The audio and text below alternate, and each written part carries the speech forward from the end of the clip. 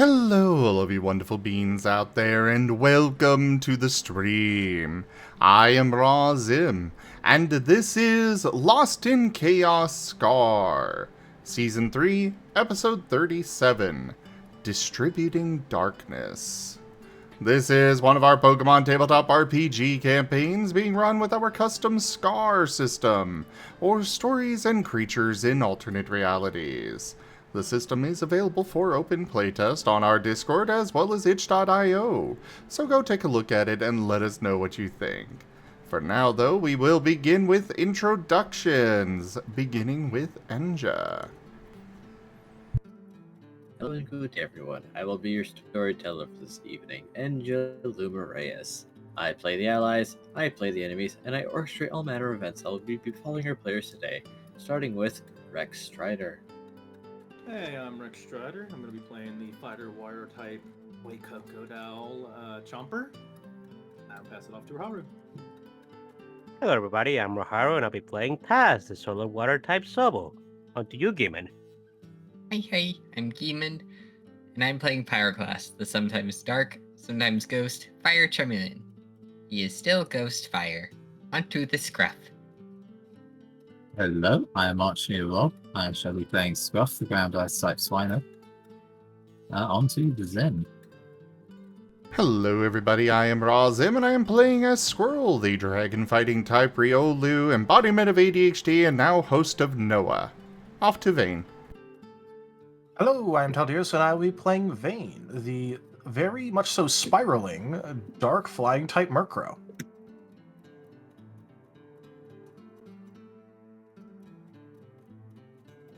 Alright, for the recap...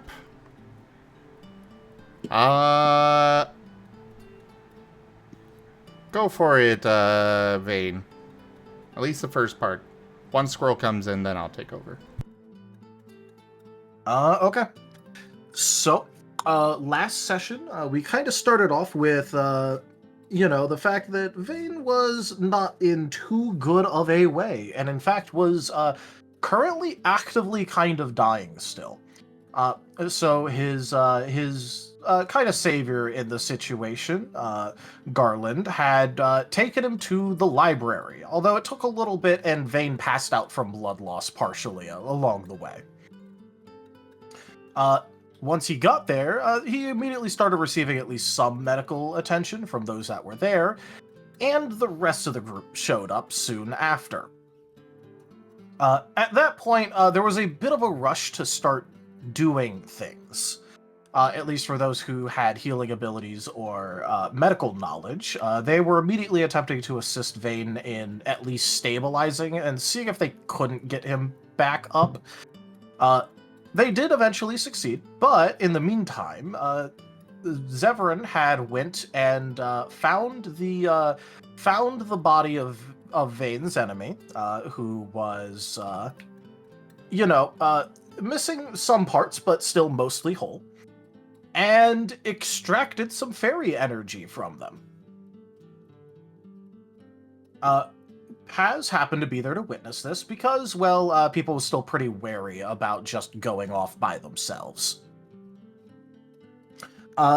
When Vane was woken back up, it was discovered that, oh no, he's still spiraling, and that's right, he doesn't have his goggles on. And so pretty much everyone that was not Scruff went and started looking for his goggles to hopefully stop the spiral entirely, but hopefully at least mitigate it. At that point, he got his goggles back after a small little search where Zevran sort of like covered the entire area in fairy energy to see what sort of a reaction would occur somewhere to try and find him as fast as possible. He didn't really understand why it was important, but everyone was freaking out about it, so he figured that he should probably help. At which point, it was discovered that, yeah, sure, it was kind of like it was keeping Vane out of the worst of it, but he was still very much so deep in Spiral, and will likely continue to be so for at least a small amount of time. one of the exacerbating issues was the fact that Noah was still inside of Vayne, and Vayne's shadow was not doing too hot because it did, unfortunately, not listen to Vayne and try to scrape fairy energy off of him, and that's not good considering the shadow's demonic and double weak to fairy. So, it was in kind of a rough shape. A little bit later, Rallis ended up returning with Sigmund, who was a little bit confused as to what happened this time, but did quickly find out and sort of lead and instruct Chomper on healing Vayne, which that actually went very well, and even healed a wounded condition that Vayne had. Of course, he still kind of has more, but progress, definite progress. It no longer hurt to breathe. Soon after, it was kind of decided to try the whole idea of the Xerneas in the forest, and seeing if they could help the situation at all. At which point, Sigmund went to go and find both Squirrel and Pyro, because he wanted them involved. Yeah, he refused to elaborate at all. Squirrel was not happy about this. Squirrel attempted to exact a tax on him being teleported against his wish. Sigmund, of course, refused. But either way, at that point, we found out that apparently at least Squirrel found out that apparently Scruff can talk to the forest? Question mark? Squirrel found out that we were going to talk to a Xerneas, the child of Xerneas. Squirrel was not happy about that either, considering that he also found out that Noah is apparently in Vayne's shadow. And Noah was injured. So, yeah. Squirrel was not happy about taking Noah to a Xerneas, any Xerneas. But he relented and put away his axes after pestering. Still being very wary. But we arrived. The child of Xerneas tried to heal Noah, but it wasn't going the greatest. And then Squirrel decided to help by feeding his aura and his aura-laden stick into... Oh no. Whiskers, no. By the way, we're having Whiskers join us to do art tonight. Okay. There's the ghost. There's the ghosty. But yeah. He, it worked. Sort of. He fed the stick through and held both ends of it and fed more aura in, and now Noah is part of him, or at least one half. And then he got permission to go try and extract it from the other part of Vayne's shadows, and succeeded. So now all of Noah is inside Squirrel. This will obviously have no repercussions. Obviously. None. At all. Nope. Sounds Definitely won't cause Squirrel to possibly spiral or something. We'll see. I'd be more worried about the energy, considering that trying to heal part of Noah exhausted the child of Xerneas. Yeah. Well, yeah, but Squirrel's got the superpower of hyperactive. Dude, you touched a fragment of Noah, and your hyperactive became normal active. I want to point out that happened. Ah, but it is still active. Oh, okay. I have no clue how long it's gonna last, but who wants to start a betting pool on how long Squirrel can last with it? Obviously, Digi can't join, but I bet 2 days. I bet 1 day. Oh, come on. I bet he'll make it partly through the next day at least.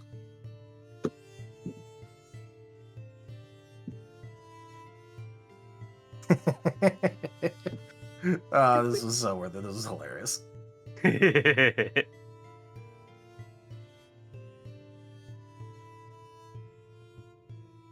And Squirrel also got a petrified stick.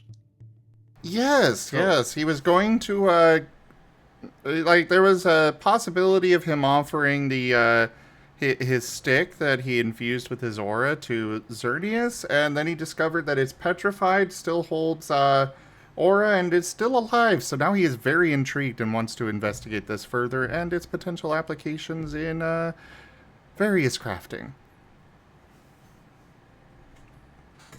But that brings us fully up to speed. Oh no, what is... I have missed having Whiskers here. No. Yes. I mean, these have been quite the shenanigans. Oh. Could it be? Is it a Noah squirrel? Is it a Noah squirrel? I think it's a Noah squirrel. Oh, dear. I think it's a squirrel. I do not want to... I'm not going to comment because I do not want it to become reality. I think Now it's a you've Sknoa. said that. I think it's a Sknoa. What about you guys? Yeah, I think so. Okay, it's not as bad as I thought. I was thinking it was going to be a Vaporeon for some reason, and I'm like, no.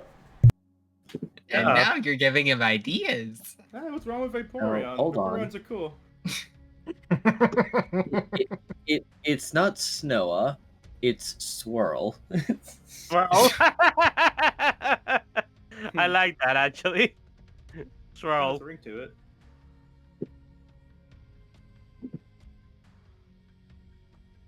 Oh no! Squirrel looks so sad. He's got poison inside of him, of course he's sad. What's on? What's on? On. Big fluffy tail though. Yeah.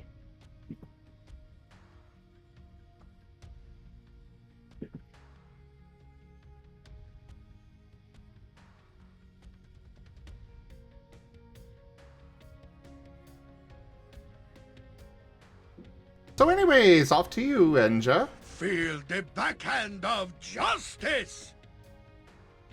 What is... Oh. Fair enough. Alrighty then. So, Squirrel has collected all of Noah from Vane's shadow, and Sigmund can get a clearer assessment of Noah's condition, as he seems to be writing some things down, just to make sure that he's not forgetting anything.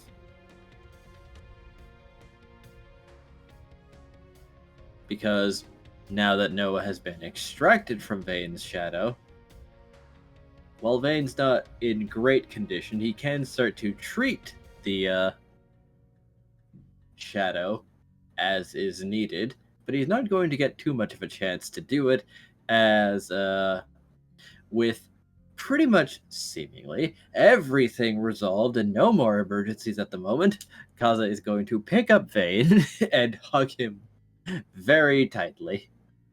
Veda's gonna like take a second to realize this, blink a bit, and it's just going to go, Kaza, I think I'm staining your dress. All right. And do you have an actually valid concern?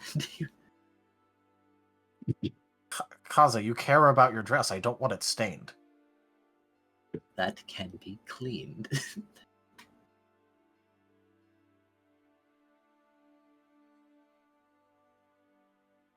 Okay, I guess I'll just have to help you clean it then. I guess you will.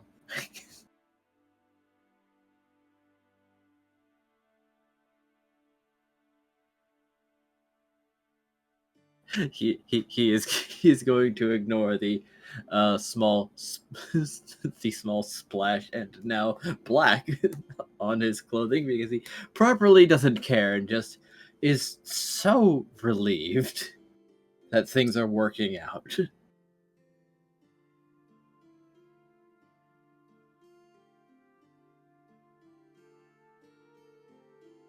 Honestly understandable.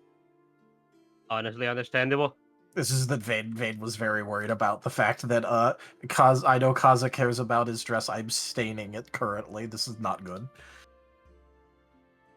Sigmund's just going to take over the now much smaller sphere of dark energy and just sort of like ease it back into Vane's shadow, but that is still gooping. and now Kaza is standing in a pool of it, but Sigmund thinks, return it, it'll work out.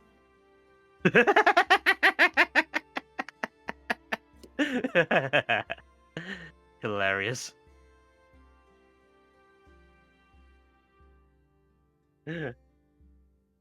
I love Go ahead. I just love how little Sigmund cares. That's just kind of his stick. I know.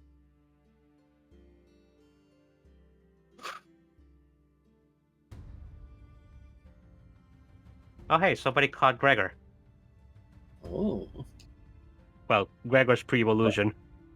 Yes. Evolve it to a Bastiodon, and now we're talking. Bastiodon with no volume control.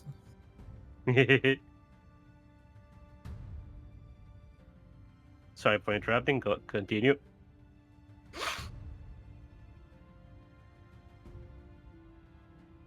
So, what does the party do now? As you could probably press this apparently younger Xerneas, or you could start questioning him if you'd like, since he is still in general disbelief that there are apparently his mother committed a sin. What? Or you could try and get Sigmund to apply that fairy treatment now that Noah is not a potential risk. I think Jumper's actually going to approach. Where's Sigmund at, by the way? Are they just He's still with them. He has reapplied Bane's remaining shadow with general telekinesis. Chopper's gonna approach Sigmund. Just kind of ask a quick question. So is What up? Noa and Squirrel okay together like that? I know that probably takes a lot out of him having him in there. Oh, it definitely will, but I don't know. Potentially he'll be alright. Potentially? Like he might not be alright? Both of them? Well, Noah should be fine, but as even Xerneas stated, that's a hungry boy. For simplicity's sake, we'll imagine Noah as a tick. A tick with a very, very large appetite. And even right now, it's probably drinking its fair share. Huh. Does Squirrel have to do that alone for Noah to get better? Well, as he might have noticed, apparently he can be passed around. And actually, he's going to squint as he's looking at Squirrel and writing something else down. Apparently, recombining like that seems to homogenize them. So technically, the piece that was carried in Noah was the piece of Noah that was in Vane, that was still in rather poor condition reintegrated with the piece that was in better condition, and they sort of evened out. But it does seem that recombining is not particularly much of a problem for Noah, so it doesn't seem like that we'll have much risk of deviation. Okay. Well, I have a little idea. You think if I took maybe like, I don't know, the fairy part of Noah or some part of it, so it's not, Squirrel's not having to do everything, would that still work out for Noah and help Squirrel? I don't know if you can divide the parts like that, but you can certainly take a percentage of him, I suppose. That might be more tolerable. I don't know if Zeph could help. He actually can take out energy from people, but it's mainly if people are, already injured or they're gonna pass. But Zevran's variant is a bit... I don't believe it would be particularly suitable. That and Noah is at least in a semi-conscious state. He might be able to move around as long as he's prompted to do so. Chomper nods. Okay. Well, I want to try to do that if Squirrel's okay with that. Have you been? Well, there will be a few conditions to moving him around. Though now that he is even slightly recovered, the conditions have slacked. So I guess the question then boils down to only put Noah in people that you believe you can trust, though I'll still recommend against Zevran. Chomper nods. I was thinking more Zephyr could help us with moving him safely, but yeah. I definitely want to keep him close with us, not with other people. And maybe not in the shadow, because that seems then again, maybe the dark part of Noah might be better in there to heal. Might be more balanced. He'll Doesn't Noah shrug. have all the elements? Or types? Noah is a slight enigma in many respects because he has a type that is practically extinct. That and a type that I didn't think could exist, but he sort of lost that one. I believe Vane was starting to touch on it without saying it directly.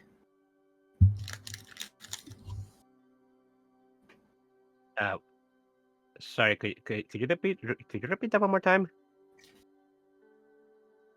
I'm not asking that in character, but I want to hear it. All right. Noah has two types.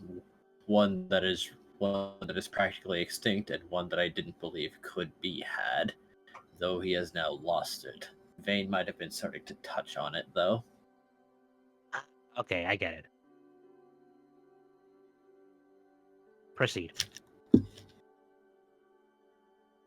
So, by all technicality, you don't have to just share it between you two, or maybe you can leave it as that.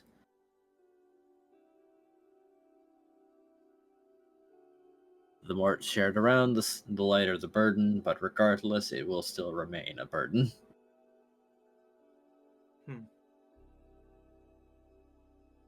Squirrel, do you hear any of that?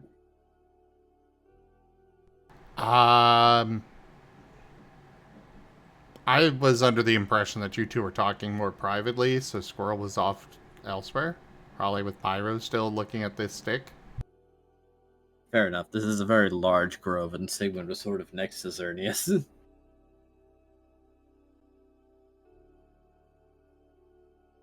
Since all he had to do was, move the goop back over to Vane. Vane, who has refused to approach Xerneas. Well, do you have a moment to come with me in a bit and talk to Squirrel? I think hearing it from you I might have no help. problems with that. I want to ask you first if you know more about this than me, and I didn't want to do anything that would hurt either of them, but if it would help us all, as long as they're both okay with it, I am more than okay with taking some of that burden. What about the rest of your associates? I don't know. I know Vane needs to heal right now, and I don't know about Paz and Scruff, but Yeah, I'd probably not recommend putting Noah back into Vane, not even into his shadow. yeah.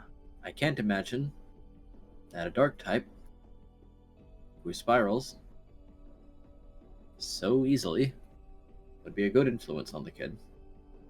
And naturally, by that token, I am also out. I don't want to share any part of myself with Noah. I feel that would just be an objective detriment.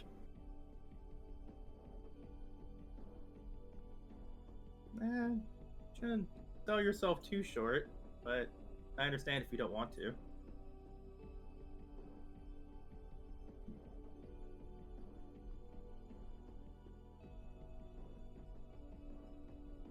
You know what? I'm just not going to argue with you and then just say you're wrong. Moving on.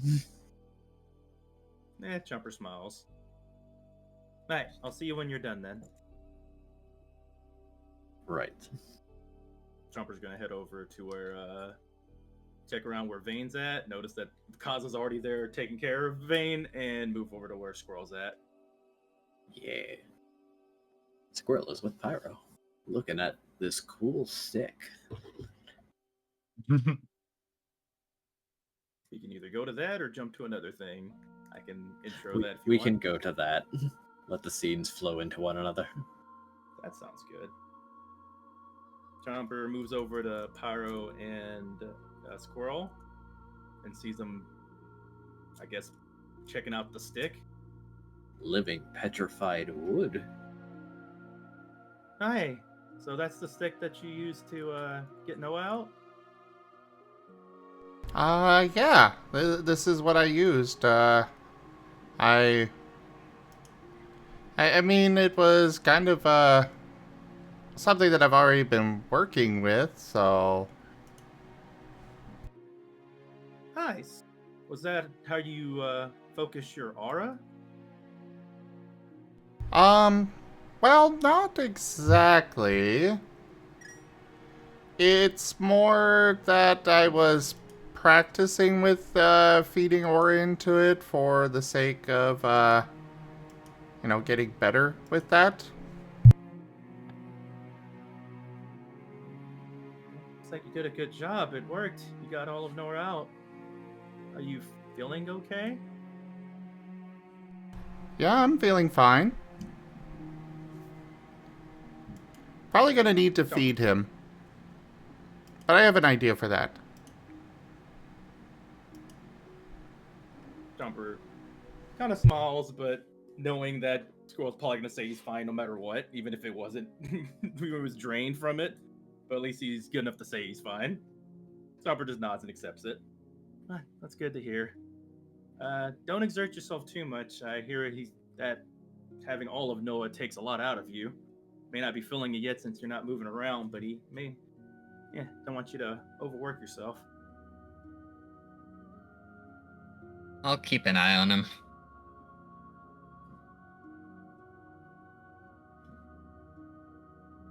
No, yeah.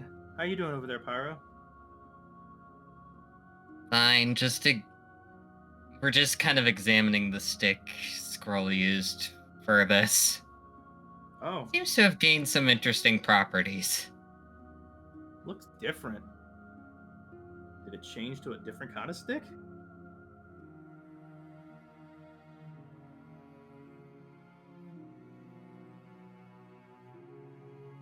Well, it's now petrified. Petrified. Like it's stone? Close enough. You're gonna make it a weapon, aren't you? Probably. Or I might find a different use for it. That's cool. Oh. Happy that it's out of that shadow now.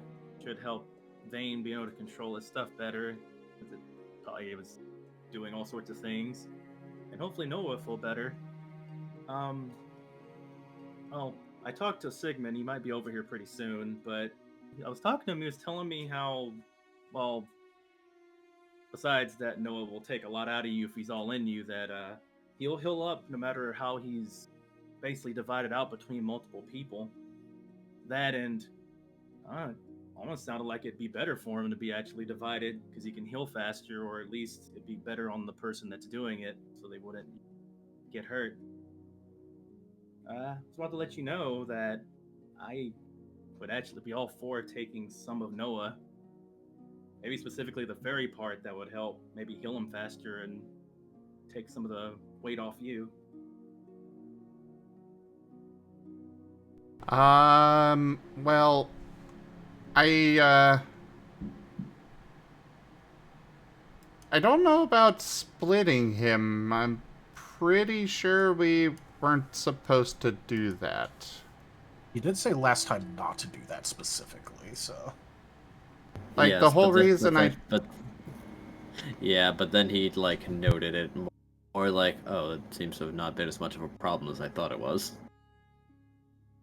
Seeing how it basically rehomogenized fairly easily, actually.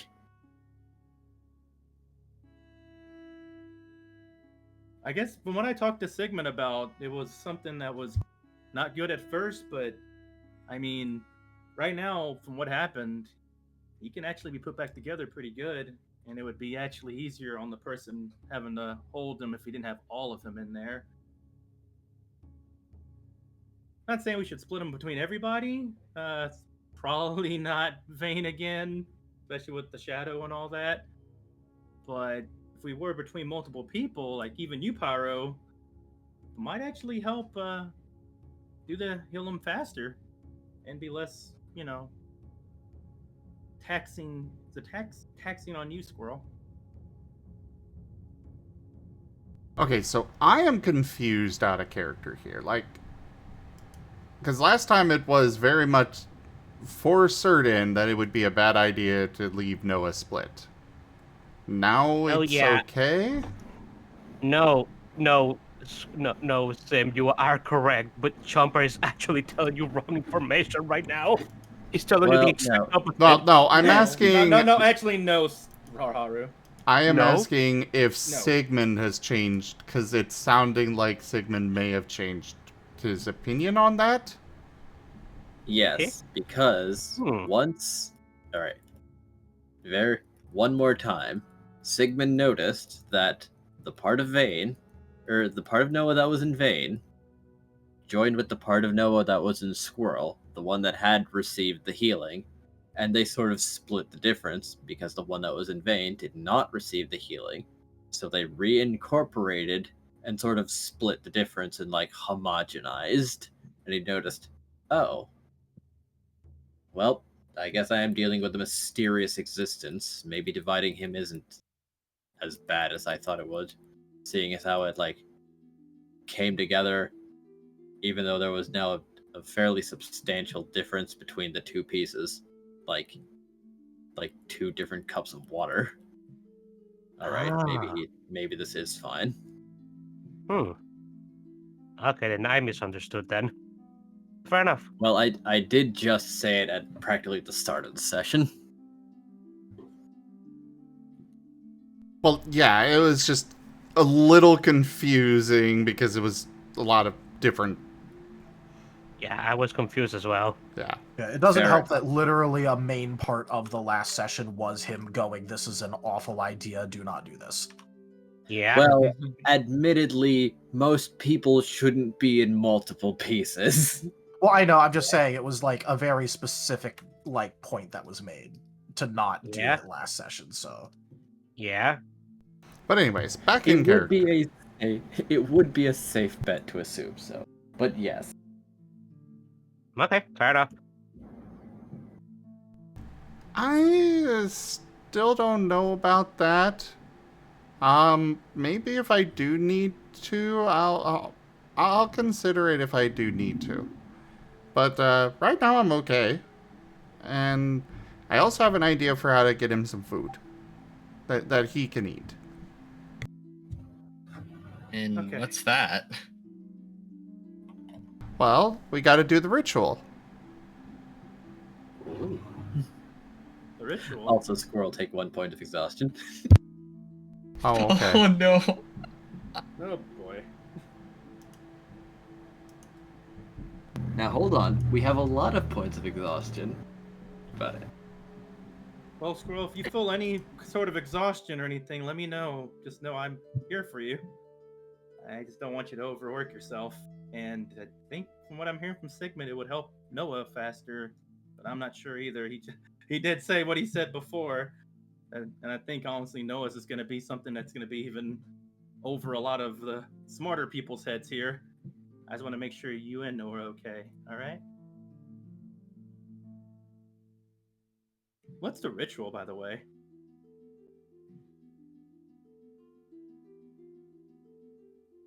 Well, it's basically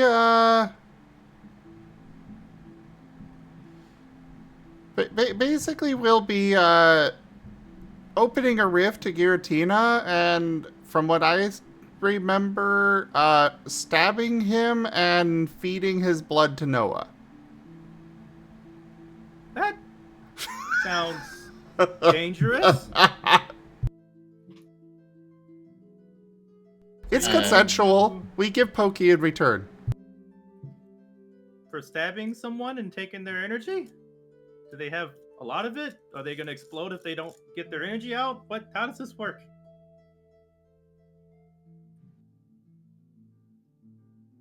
Uh,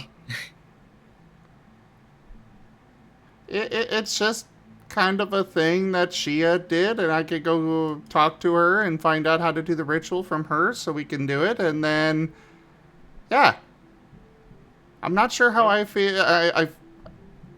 I will probably have to drink it myself, but hopefully it'll get to Noah there. Squirrel, I have a better idea on that front if it gets to that point. Oh, Pyro, what's your idea? Maybe, Squirrel, you, hold the Noah stick into the, blood and try that at first. Oh yeah, that's a good idea to start. Okay. Well, really keep in mind the idea that you could maybe give me some of it so you don't have to do so much intense things to feed Noah. I don't mind feeding him my energy at all. Sigmund is approaching. Did I just hear some of the dumbest shit I've ever heard in my life? Are you going to drink God's blood? I'm just catching up to the idea. So far, I've heard stab and heard drink blood or stick in blood, and I'm just vibing. Currently, we're at, stick in blood. Stick in blood.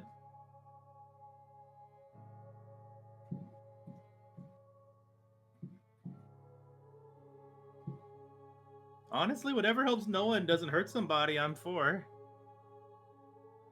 Though the stabbing one got me questioning about the hurt somebody, but it sounds like they like it, so it's okay. I don't judge. I don't know if they like it, but they're willing. Oh. Okay. From the beginning, then. What is this? Might be better if we go back and talk to Shia, and they could probably explain it better.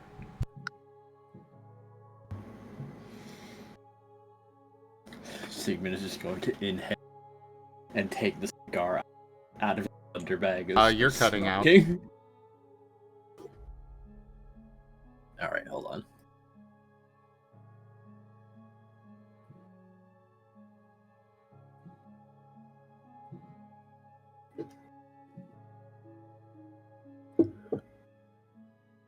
Sigmund is going to take the cigar out of his wonder bag and start smoking,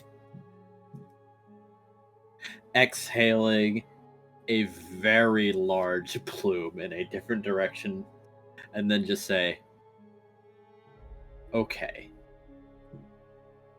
So this is something that Shia was doing. Yes, to feed Noah.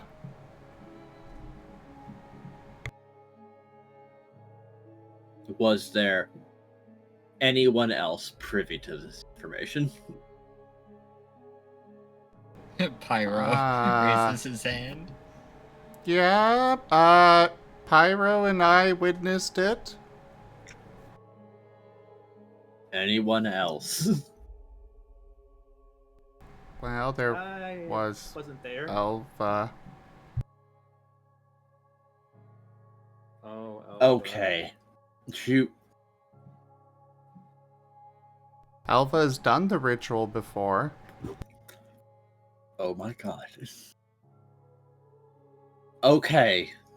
So, if I am understanding correctly,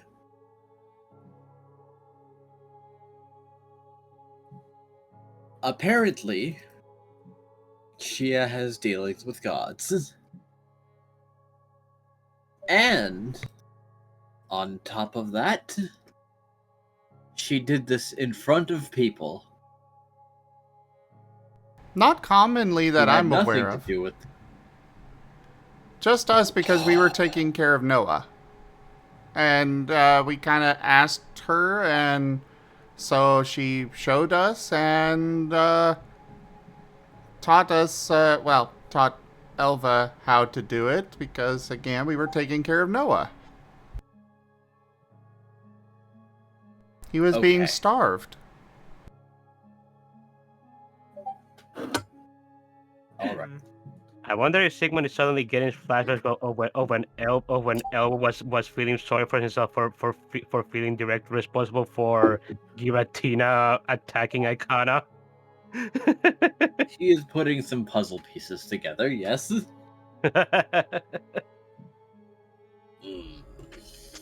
I see. Well, then we're going to wrap up here. And we're going back to my house. And we're asking some questions then. As to how you have established a transactional relationship. Also, Noah was being cared for by a deity? Well, Yep. yes, Noah is Giratina's son. Also, we're hearing those Discord bloops, Enja. Yeah. There.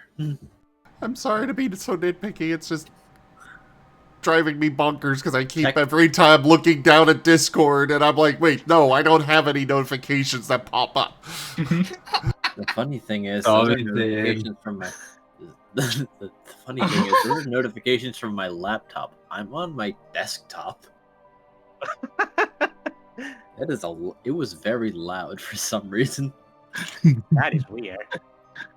Some of those beats were me. Peace. Oh no. So anyways, where were we? Well, Sigmund is going- deciding that he was done with this shit and was going to go get answers. Well, first we're going to be wrapping up in this situation because he is not going to let Vane stay spiraled for longer than necessary. That just sounds like a hazard. Okay, so one more thing from Squirrel here. Could we maybe not go to your house and instead the guild hall because I don't really want to be around certain individuals at your house?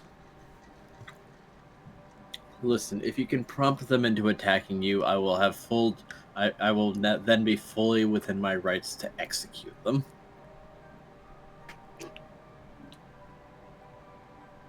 I wouldn't want anybody to get killed Squirrel over this. looks very, very torn. On Not one I'm hand, very, very concerned. on the one hand, monsters that deserve to be destroyed. On the other hand, killing things.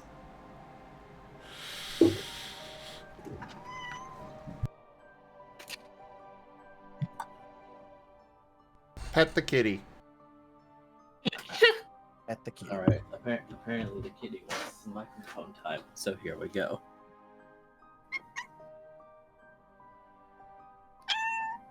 Kitty noises intensify.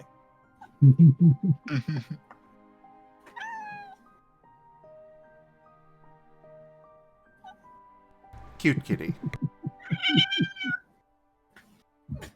Oh, that one sounds like kitty done with attention now. Yeah, that sounded like Kitty that has is the achieved sound. attention and regrets it. That is the sound of kitty being moved.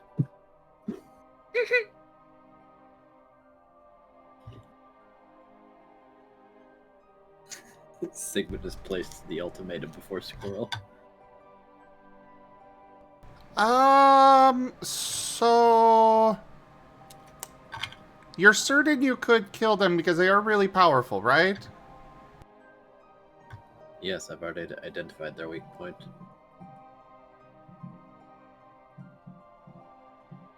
That and their horrific lack of any actual special moves.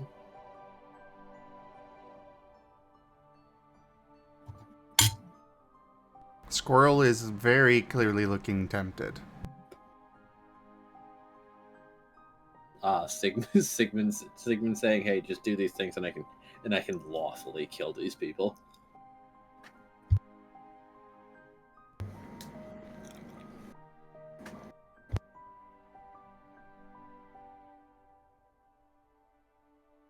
And hey, maybe we don't have to kill anybody and everything's just fine, right? Well, that depends. After all, if they are going to break rules while under technical parole, then they'll get what they deserve. If they do not, then there was nothing to worry about.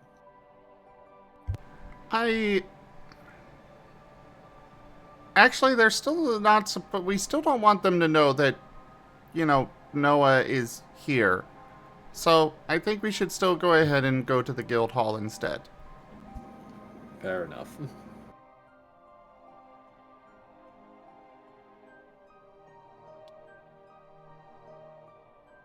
Also, why did you come over here originally? Chopper. It sounded like you were gonna say something else.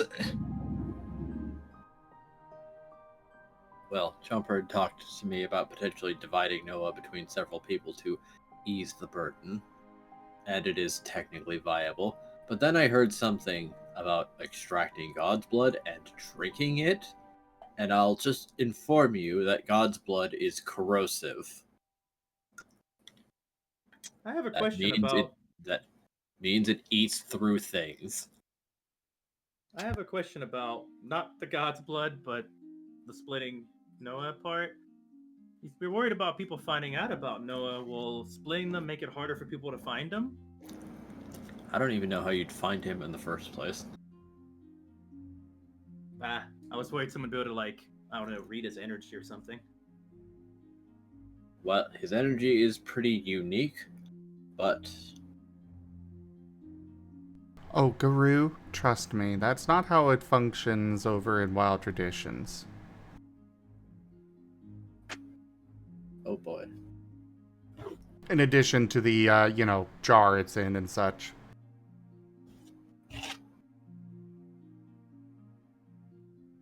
That's fine. I am really hoping that somebody at some point actually looks at the jar, though. Nova will get right on that.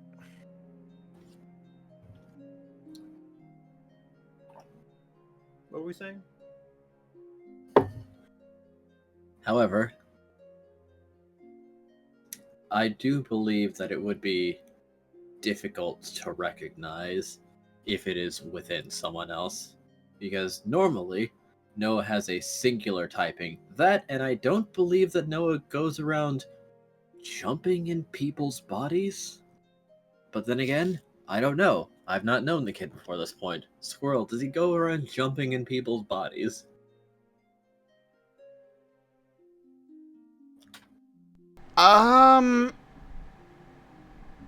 That's complicated. What do you mean that's complicated? Noah himself is kind of complicated. Alright, fair enough. Like, I mean, the he close... I mean, he licked my tail axe, and now it's got this weird, like, ability to, like, cut better? I might have to look at that later. He can kind of change the properties of himself and others, and just kind of pulls out gems from his mouth. And I know when I first met him, he kind of almost buried me in a pile of pokey. There was also the time he licked a wall and it started to disintegrate. Okay, yeah, alright. You know what? I feel like I'm going to need... You know what? I don't even know where to begin. We'll just write no off as a question mark. But no. If he is inside other people at lower concentrations, his energy will indeed be more difficult to discern, as the majority of his power is currently a Basque Legion that is hiding somewhere in the library. I don't think he would really identify as a question mark, more of a :D.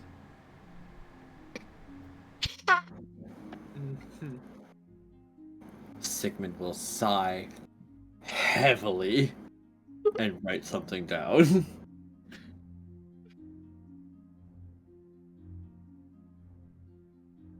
Noted. Gender: :D.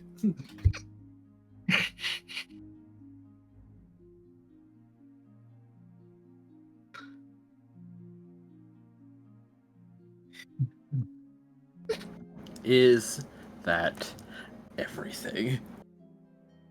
Oh, not by a long shot. There was also this time he made a giant cart that we all went in. It had legs. What? It was a spider thing. He kind of took trees and put them together into this big spider cart that we rode to the other Xerneas in. Also, when we tried to teleport, he elongated across the entire continent instead of just going in one piece, so he was very, very long. Oh, and then after we got him out of that situation, the mountain dropped by like a few feet. Sigmund is bristling. We are going to give him a freaking aneurysm. But actually, all three of you roll perception based on hearing to see if you catch him muttering something. The worst part is we can say so much more. Yeah, I'm holding back from talking about the gifts that Noah made. Remember the bouncing ball and all the things Noah made Yep. for Friendship Day?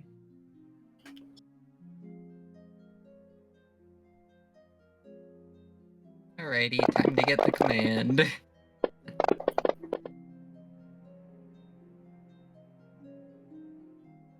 Oh yeah, the command. Forgot about the... Yep.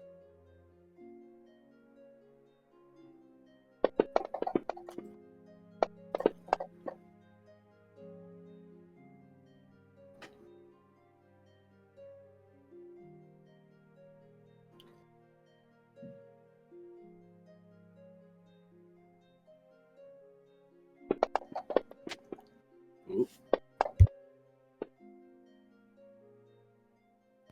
Anyone care to soul any of their ones? You know, I got it, I got it back. Sure, I'll do 2.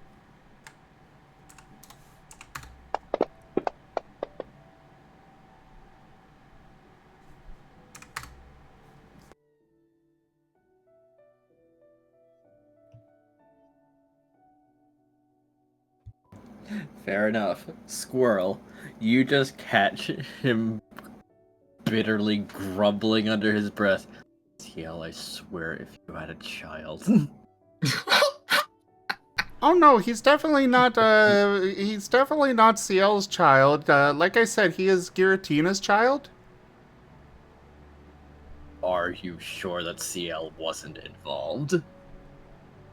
Fairly certain.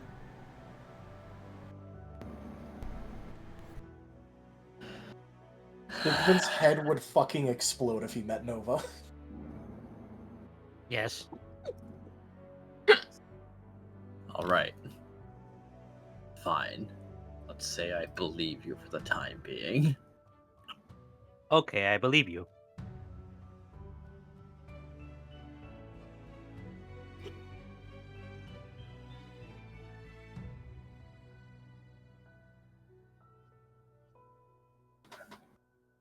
He was so ready to blame CL for this.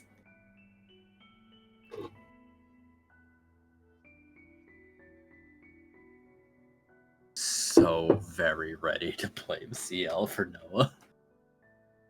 Which I believe should tell you plenty.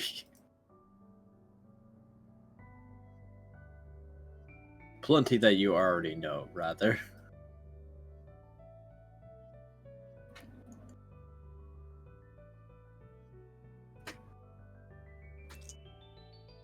Alright. I'm just going to have to fill out a textbook when it comes to the things that Noah can do, apparently. It's probably going to be multiple books, and even then, you're still not going to be able to keep track of all of it. Yeah, because it will probably shift by the next time you meet him. You can do a lot of things. Make a lot of stuff. You make, like, Then pink I gifts. have one last question, and this one's important. Has Noah fought ever? If I recall, he only fought in the side game, in the not canon part, right? Yes. Gosh, that move. So, yes, but not exactly in this timeline. We'll file it under it's complicated. So when What can he do? I mean, he kind of stole the lightning from the twins and made us all faster. There was that. That's probably the better one to mention. What? I don't Yeah. know if you want to know about the first one. No, I think he does. We should tell him. He did what? That sounds cool. Okay.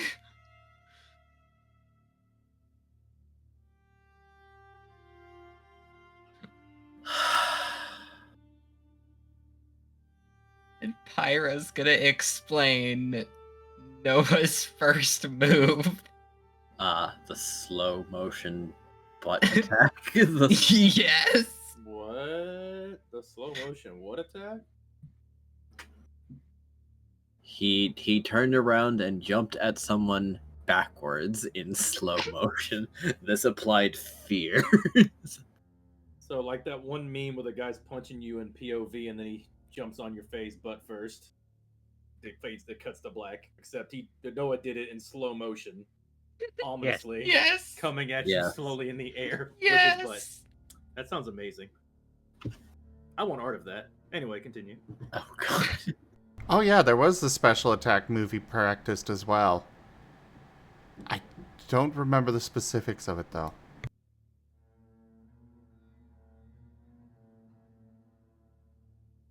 He kept practicing against a tree. He left a dent.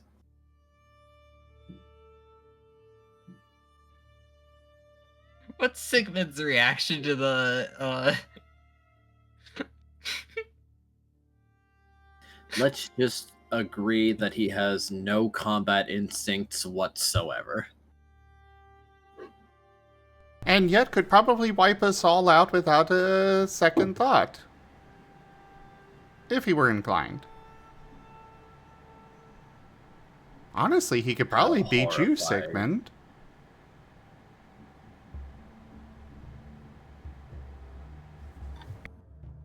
Under the correct circumstances, potentially.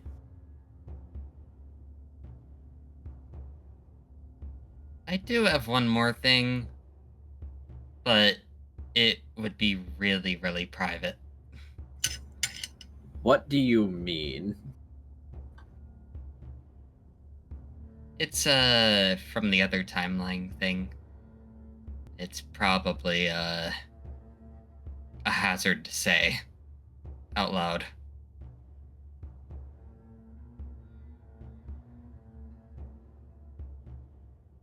Sigmund is just going to rub his temples with one paw. It's just like, elaborate. How? In what way? Like, would I just become more frustrated than I am now? Pyro's demeanor starts to shift to being more serious now. So in the other timeline, we met with the Xerneas again. But this time it was more of an interrogation. Oh, so this doesn't explicitly have to do with Noah. It is just potentially sensitive information. Okay. Now Sigmund seems more serious. Well, there was It's also the time also- that he said, lap up into the sky. What? Oh boy. How high? Yeah, there. Yes. Did just he say come he- back down? Chompers is looking almost like amazed. I wonder how high it was. Did it like reach the clouds?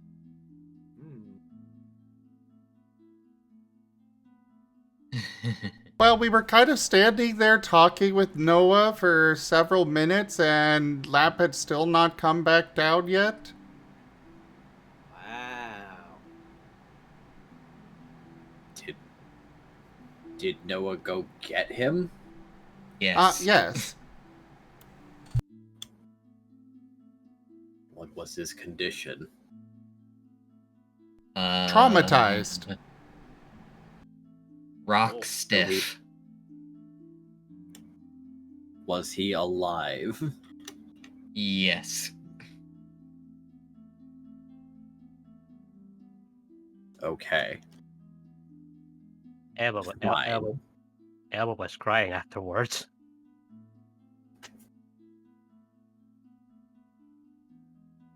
So, I guess back to the other thing. So we also had Giratina along to help with interrogating the other Xerneas in this other timeline. So, Giratina is, if I am to believe this, by all technicalities, benevolent. Yep. Payne did tell Sigma this at one point. He did. It's just still very difficult for Sigmund to say, like, all right, there's a good god, apparently. And it's Giratina of all of them. And technically Rechigigas. Well, yeah, but he already met Regigigas, so that's not like... Yes.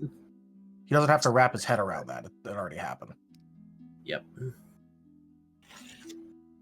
So We also learned in that timeline that Noah basically has the remains of hell inside him.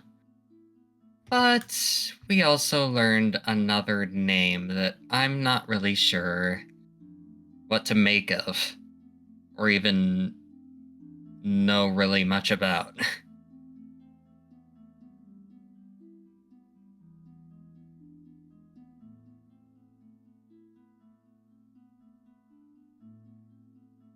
Odd to The give a name name this much gravitas, but alright. he called them the ruler of hell, Nyx.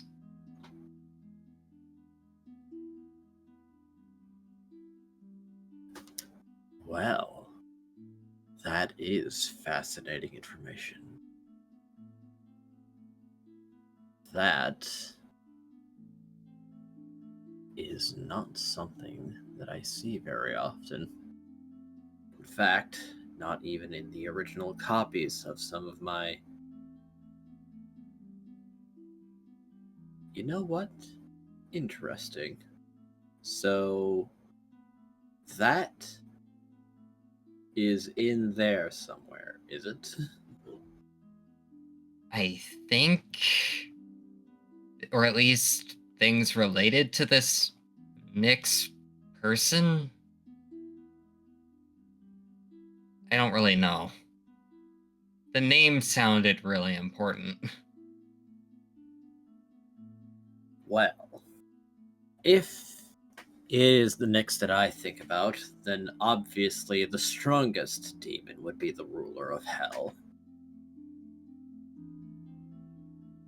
Because 'twas a demon that ruled hell, not a god.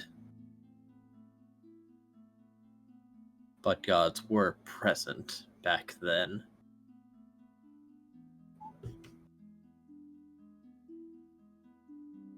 So that is very interesting.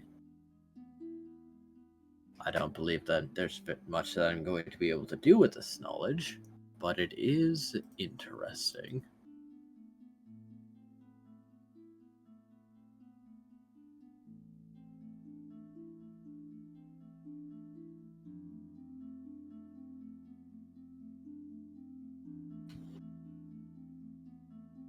So I guess the question is now, if we wanted to transfer Noah between us, how would we do it?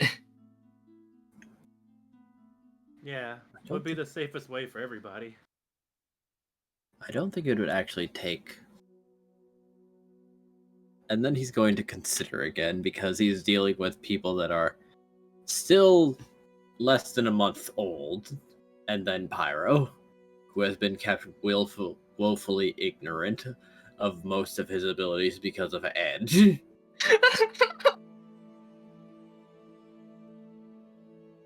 Alright.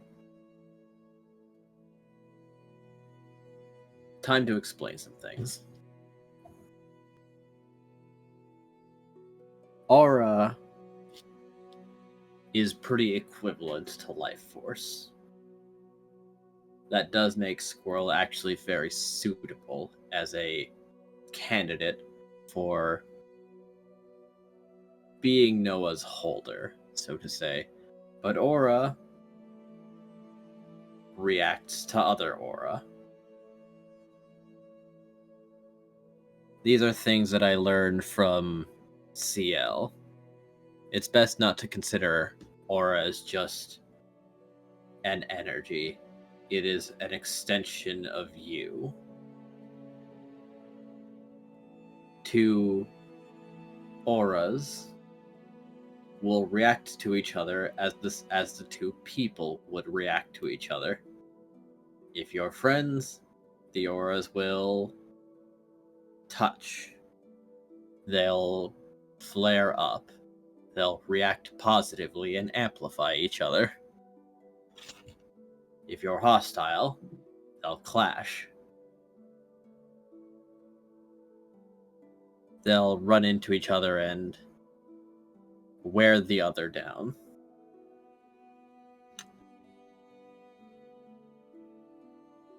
It's less the aura's attributes and more how you engage with each other, how you feel about each other.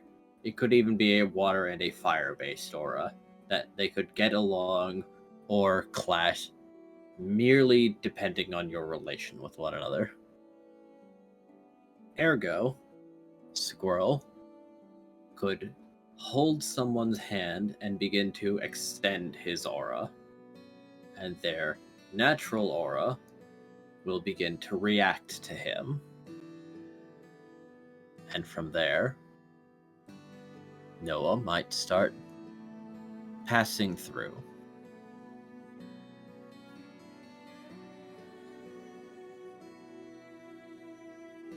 If given a prompt to do so.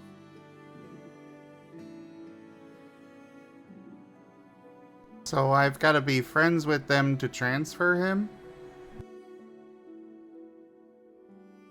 That does seem to be the case.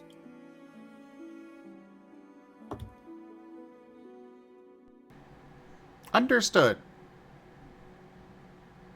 Well, right now I think I can handle him. At least for the moment. Fair enough. And I definitely want to try the whole ritual thing.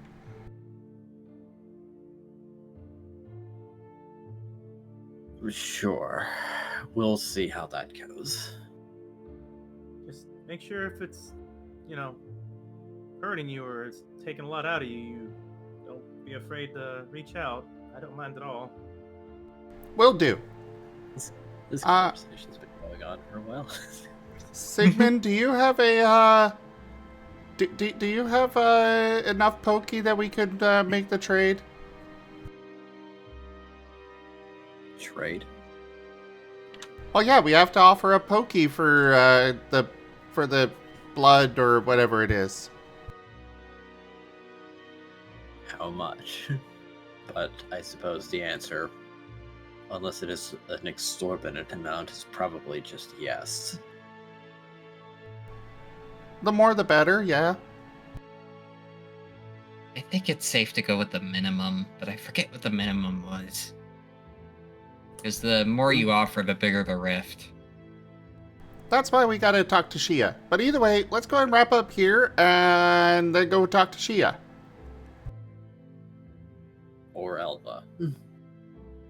I can just go to my house and get Elva. Well, I mean, yeah, but she is also the one that originally told us, so... I'll get both of them then.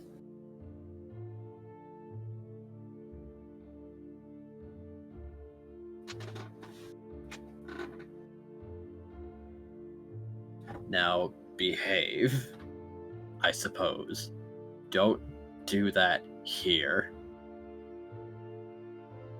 We don't need Giratina rending this one limb from limb. Oh yeah, that is basically what he did to the other one in the other timeline. Yeah, I'm pretty sure this one will be able to walk it off. And again, I'm pretty sure the other one didn't either. No, they definitely did didn't. not.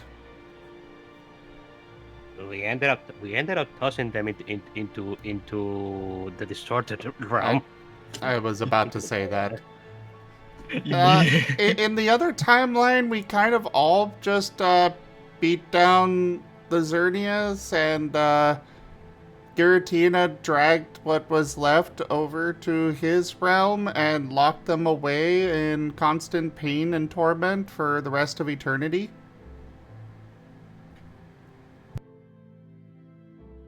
I see. That's thorough. You don't want to mess with Noah. Giratina gets very bad. Apparently. And I know that. I was partially on the receiving end of that. He will gesture to his Fennekin body again. Oh, is that why you look different? Wow. Oh no! Helped be a Yes. direct cause of it, and it was just like, oh, is that why?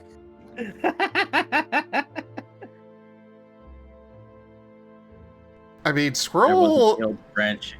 There was a guild branch in Icona, so I had to respond as an emergency responder.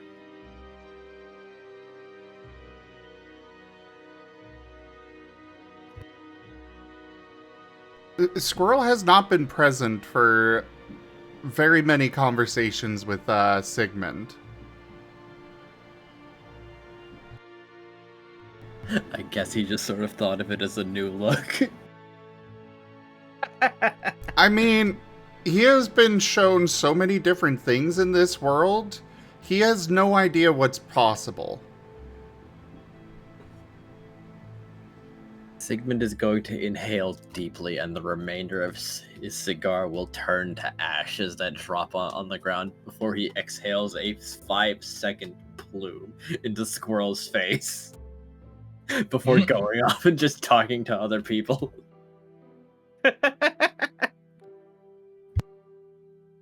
There's a point where, when you keep getting so many weird things thrown at you, you just kind of accept that that's natural. Oh, damn. Also, thank you so much for that tip, Raharu. I really appreciate that. That is the You're welcome. tip goal fully completed. Thank you so much.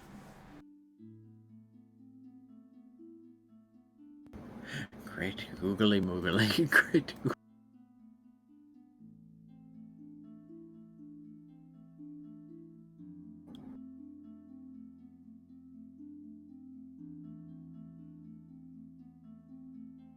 It's kind of just a survival method, you know?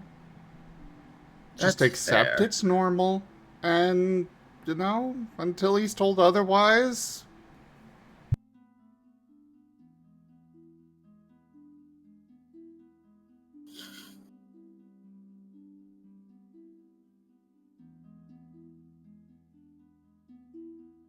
I mean, fair.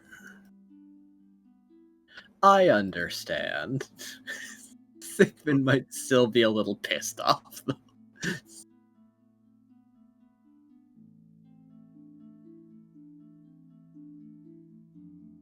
Damn, sucks for him anyway. Yeah, basically, there's not much he can do about it. Yeah. So he'll just blow some smoke in your face and say he's done for now.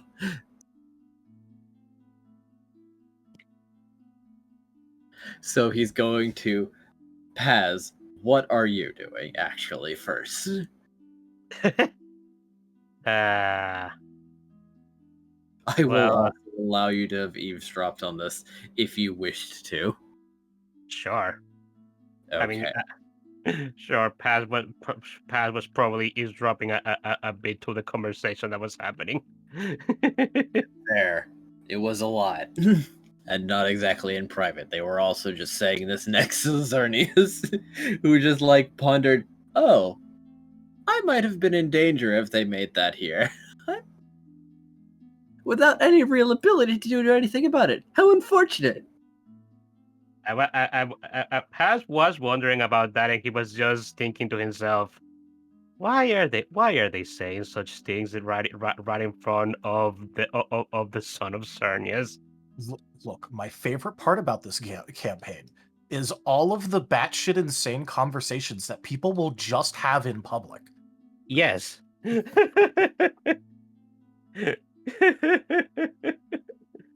It really is remarkable. Oh, they were about to summon my personal executor right to me. Paz is just gonna give a bit of a sigh. He's just going to turn towards the Xerneas and just ask him a bit of a question. Hey there. Oh, yes. I have a bit of a question for you. Proceed. When it comes to your healing capabilities, do they extend exclusively to physical wounds? No. Ah, so what else are you capable of healing? Well, I suppose theoretically, if a soul has been fractured, I could potentially do something to expedite the healing process as long as there aren't any missing pieces. And I believe, to some extent, insanity that has been, or mental damage that has been accrued due to a psychic attack, I could probably do something about that too. Paz is going to rub. Paz is going to rub one of his cheeks as if he's thinking. Hmm.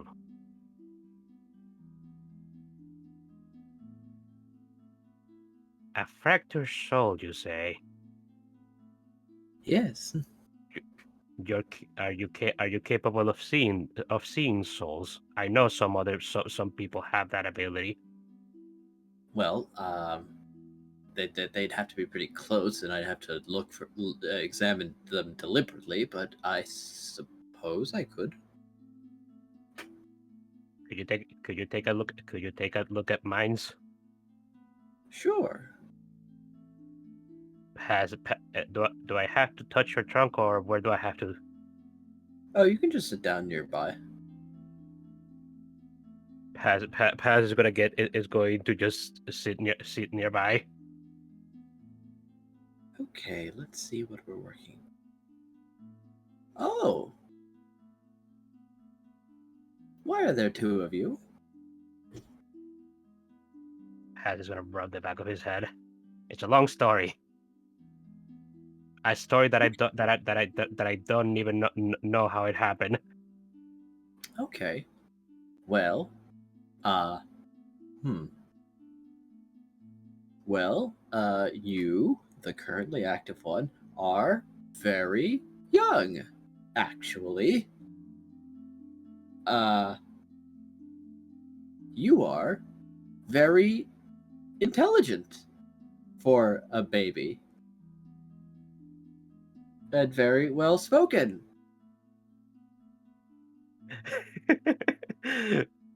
Paz doesn't know whether to take that as a compliment or not, but he's gonna take it as a compliment. It is.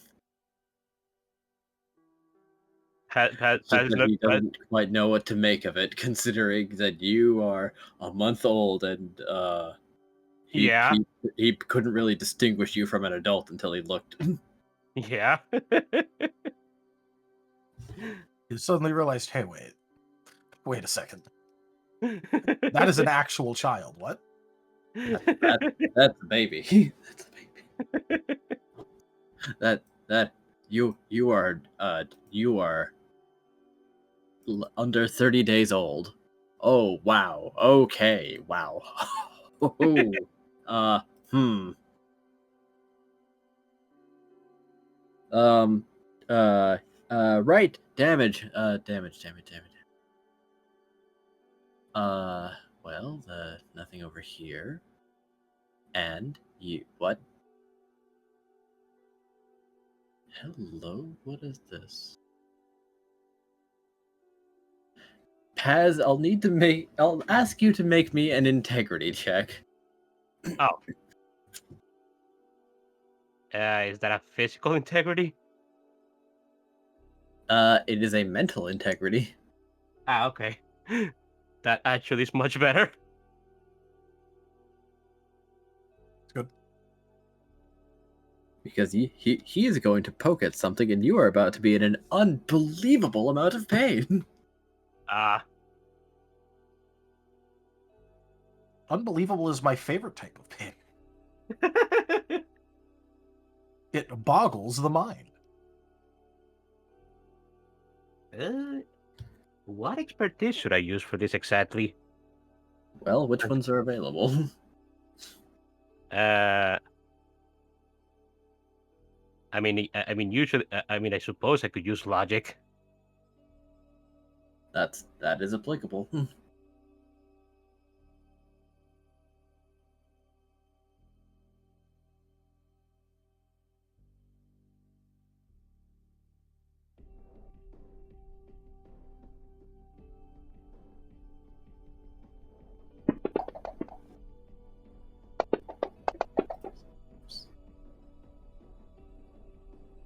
Well then, Hey, that's pretty good. That's pretty good.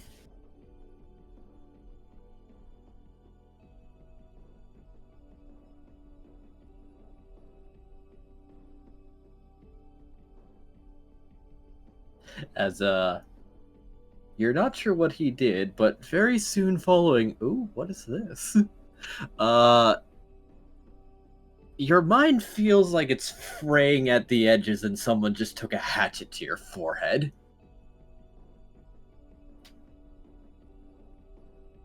Paz suddenly coughs for a moment and rubs the back of his head. Ugh! Whoop, I'm sorry. Oh my god, I'm sorry. I did. Oh. What was that? I saw a tether, and I examined it a little closely, and I gave it a tap, and there's a third in here. Oh no. As blinks. What? I might have cut the connection. I'm very sorry. So, as I said in the stream chat, execution's not off the table yet. So, what a time if this does wake up the other one due to shock or something, because oh boy.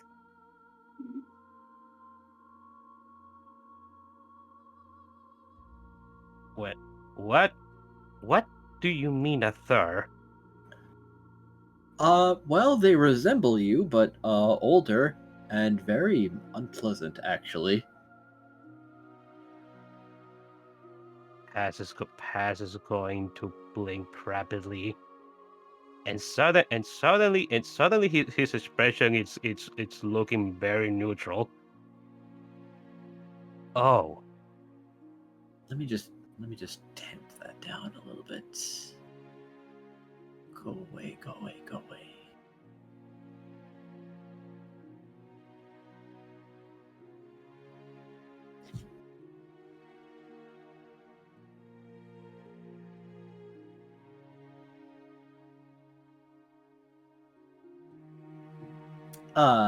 Well, you are no longer connected to that one. I don't know why you were, but okay. Wait a minute. Paz is going to blink. Huh?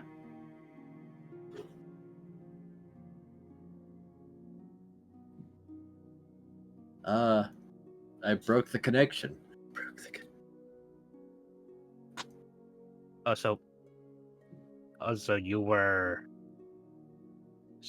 you about to say something else there? Well, I did have a thought. I'm not sure if it's a great thought, but are you the child of that one and the other soul? Paz is going to rub his temple. No. Well, you can't just make a soul out of nothing. But if it is two adults, then the matter changes slightly. No, I do not think that's how it happened. Okay. You know, I was mostly wanted to ask you about the other soul that was inside of me, not this third one that you had just made me aware of. Oh, my apologies. What did you want to know? How is it look? How is he looking? I'm not seeing anything wrong. Oh, wait, hold on. Oh, he's very sad.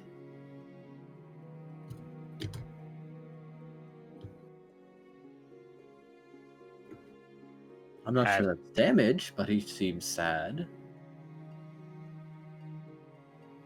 Paz is just going to nod and just began to walk up. Began to stand up and just back away from Xerneas.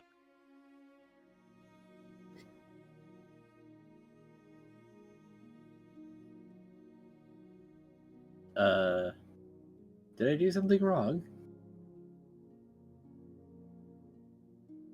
They can find out. I don't know.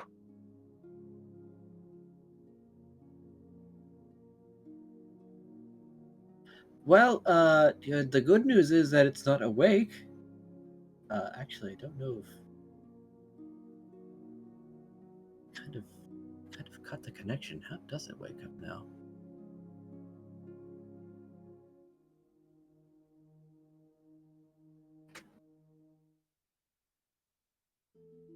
Also, it had a thingy stuck to it. No, stuck isn't the right word. It was kind of dark and kind of interwoven into it. Paz is gonna turn around. What thingy? I don't know. I've never seen one. I've never seen something like that before. Paz is just gonna say, "Great." More stuff that I don't know about myself that I have to worry about. Out of character, I will let you know that he was looking at the void parasite. Ah, fair enough. That is stuck to the air quotes prime version of Paz, that he has accidentally cut the connection between you and him. So now he's wondering, like, oh, if it's asleep, I don't know how to wake that thing up anymore. Fair enough.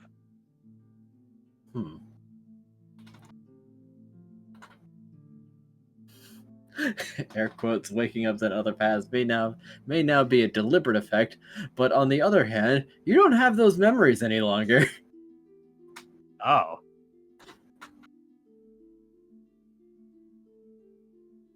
So what you're saying is that this pass is now blank. A little bit. Question. Oh dear, oh dear. Yes.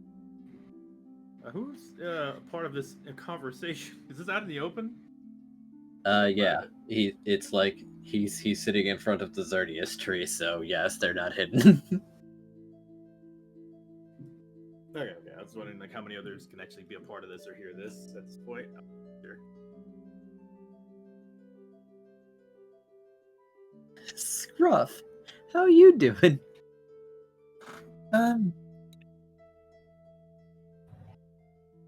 Scruff hasn't moved from his position of having his of just face planting against Xerneas' roots. It's very pleasant, actually, though it is a lot dimmer than it used to be. He was observing through the roots and through the tree how the healing was happening. Fair And enough. now he's just been watching. Hello, Vibin. Hello. Yeah.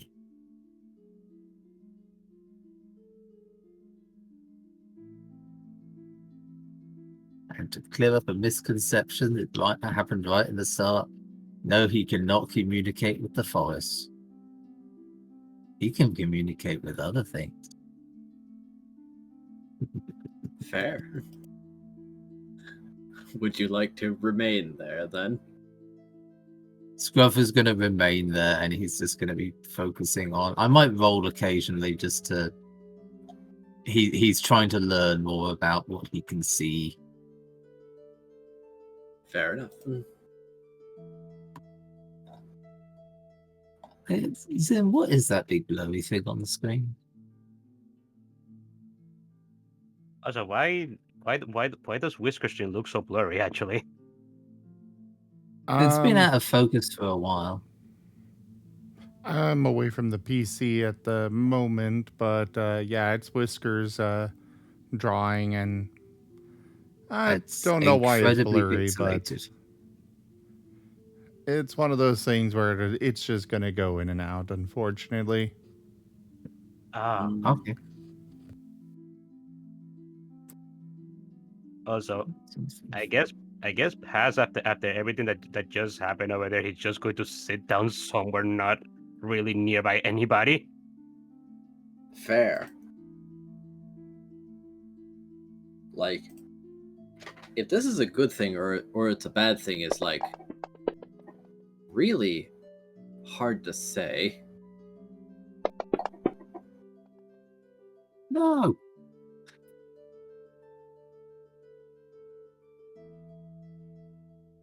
What is up?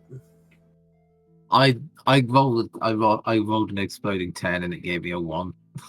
Oh, True combo. Unfortunate. I'll take a 7 for his first roll doing this in a while.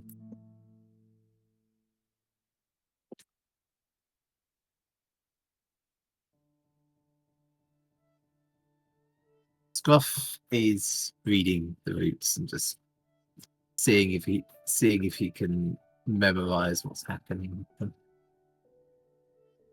Scruff is getting ideas. This is feeling terribly familiar somehow. Ooh. And it's hard to say why. But yes, you may study the roots.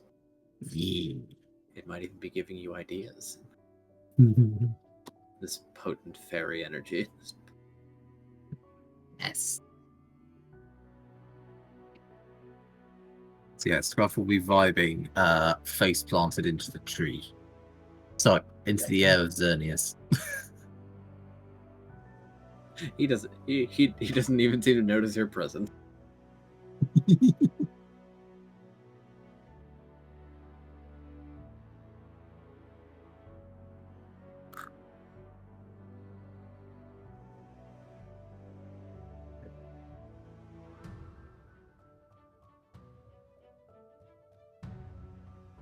So, now over to Sigmund and Vane.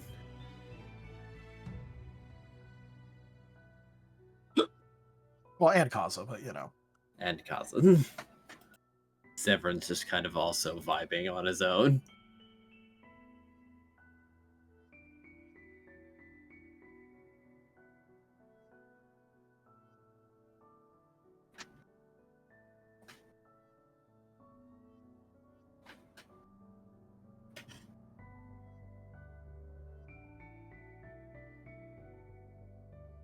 I mean, Vane certainly isn't in a talking mood with Sigmund, so I mean, you know.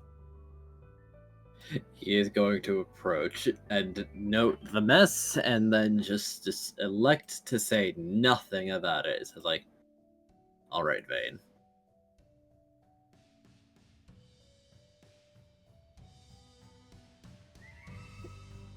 What?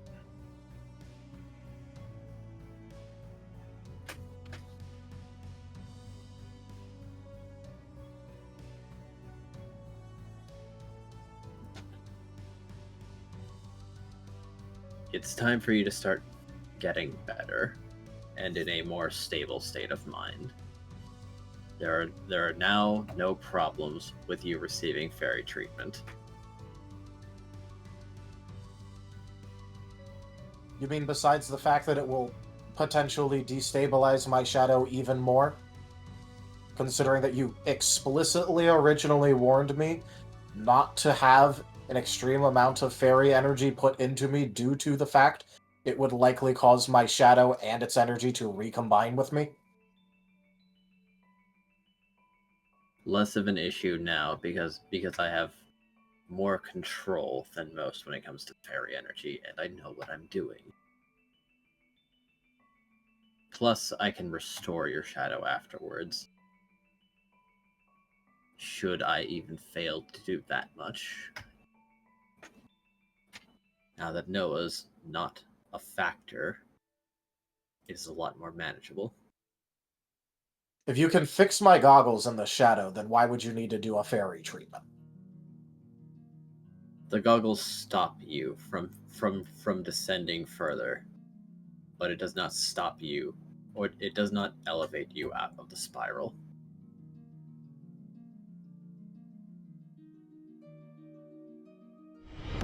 Rank up.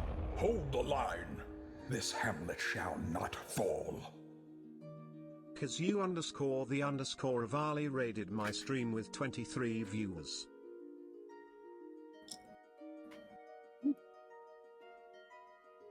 Hey there, Kazu. Thank you so much for that raid. Welcome in. How was your stream? Or the rest of it, you know? Hope you had a good time. Welcome in, everybody. You've come into the middle of our Lost in Chaos Scar campaign. Pokemon tabletop RPG we've got here. Thank you for that follow, Burger.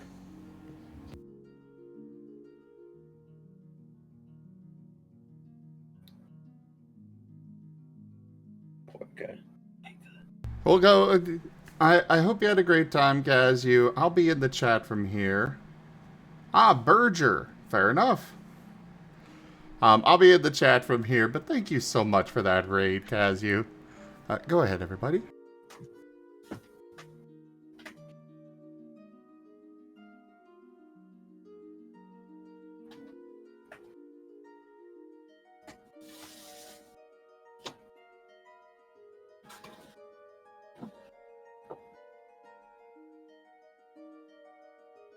Unsurprisingly, Vane still doesn't exactly seem all that interested.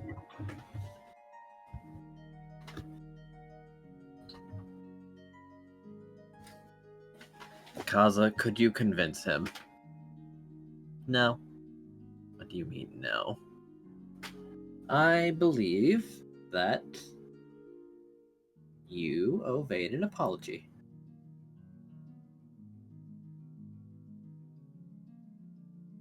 Elaborate.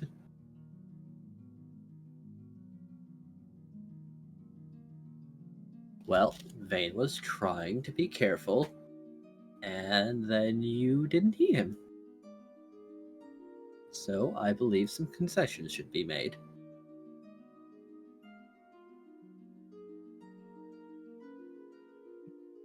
So you're not going to assist me with getting your boyfriend out of the dark spiral until I apologize. It might take more than an apology. Really.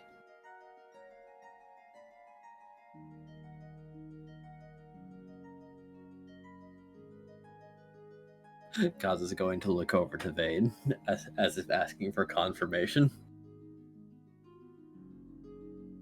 Yep, Vane is, at the very least, Vane is very much so not disputing what Kaza is saying at all right now. And considering, what Vane looks like right now, still very obviously spiraling. So, he just looks really pissed at Sigmund still.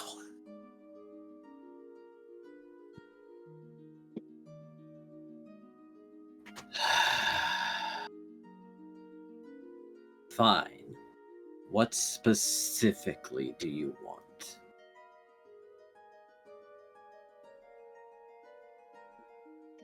Well, considering that this entire situation kind of started because I happened to be under attack by just the exact only thing that would cause this sort of issue, I'm not going to trust that they don't have more of that, considering that part of the reason we even knew about it was finding out that position even exists within her church. So I don't particularly want a repeat. So if you have anything that could avoid a repeat of something like that happening, then sure.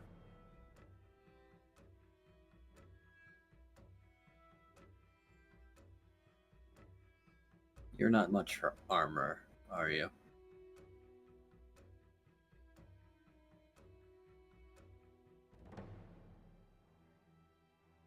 My problem with it is just it restricting my movements than a conceptual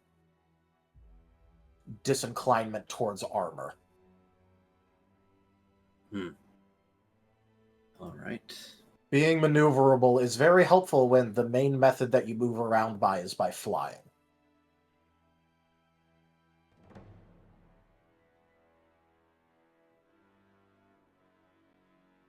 Besides, when my shadow's healthy, I can have it cover me and act as armor. Not that I thought that would help, considering Fairy. And me not wanting to use my shadow, which was currently hosting Noah, as armor. I was busy mostly telling it to stay far away from the fight.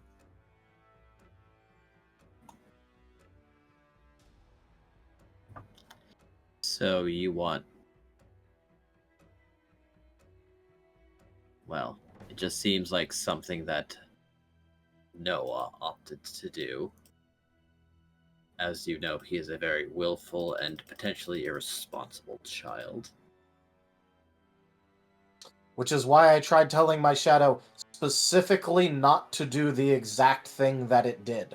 Much like how, not an hour later, you've done the exact same thing. So I don't exactly think it's a problem with Noah or the shadow right now.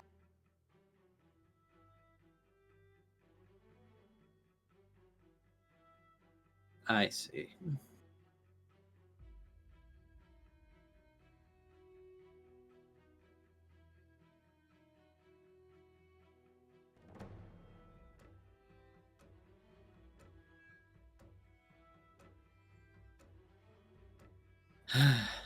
I have a room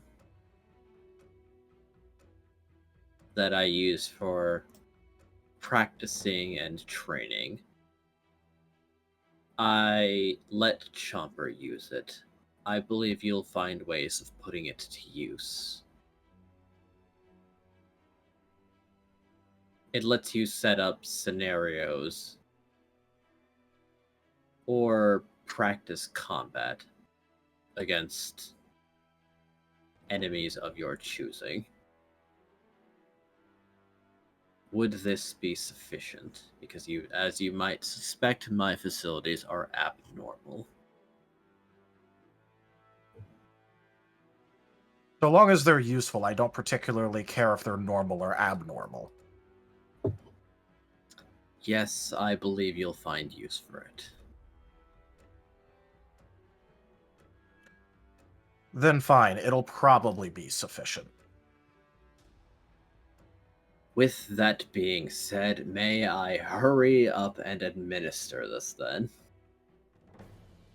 That depends. Are you going to keep not even asking why I'm being so insistent about something before doing it, or are you just going to keep doing the exact same thing and you're using this as a peace offering to try and assuage me for a very short time?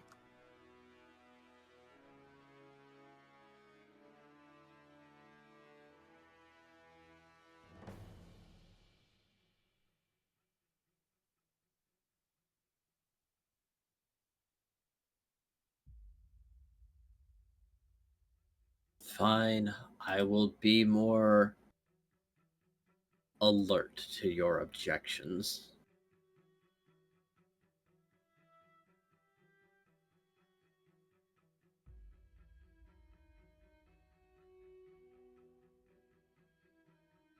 Then sure, go ahead. Kaza seems passively pleased with himself.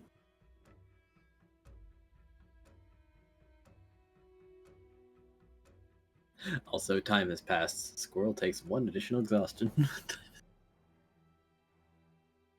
Don't worry. Alright. Noted. It is time for Sigmund to roll.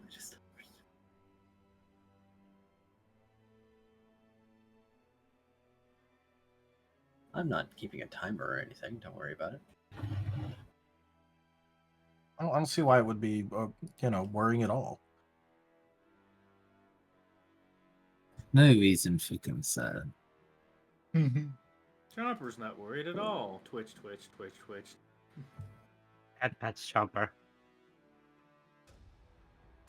Chomper's, by the way, checking out everybody as this goes.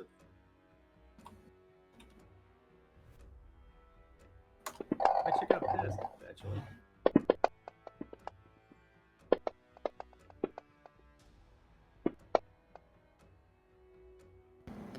Alrighty then. I think Sigmund's doing it.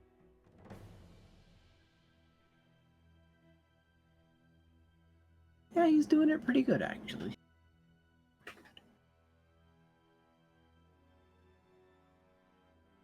Well, then I guess at least now Kazuo won't also be kind of mad at him for botching it.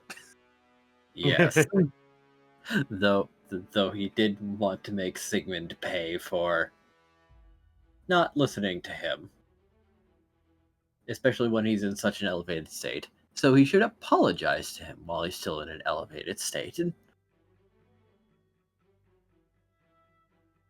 Literally the equivalent of, we both know him. Why do you think that he would do that if he didn't have a reason?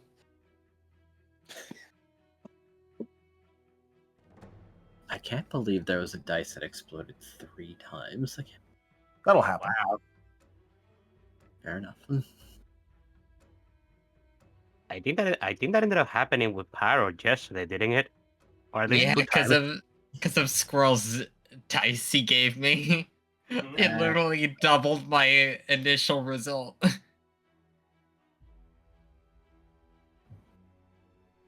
It'll happen.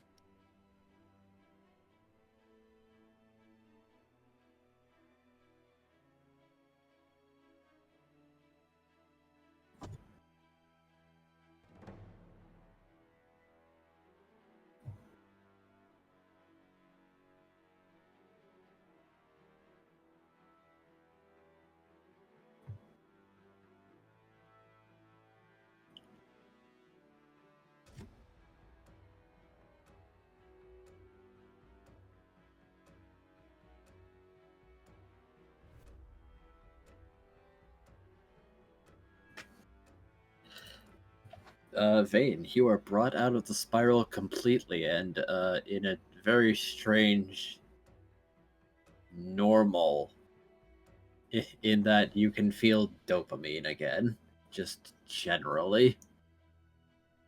What? Hey, Whoa. this did happen before. Remember when he got the fairy treatment last time with, like, the Yeah. entire gaggle of fairy types? Yeah, I remember that.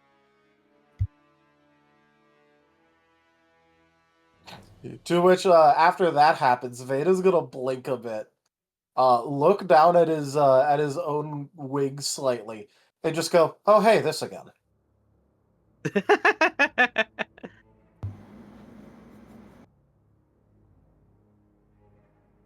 Oh, Are you that's done.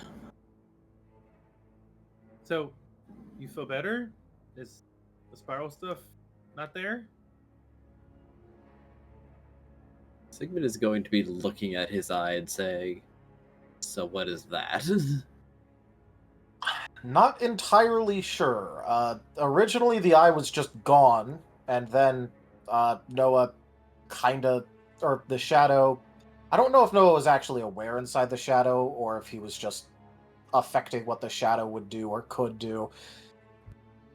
But they kind of put a replacement in. Of which I have no clue what's really happening. Things are either very clear or very smudgy.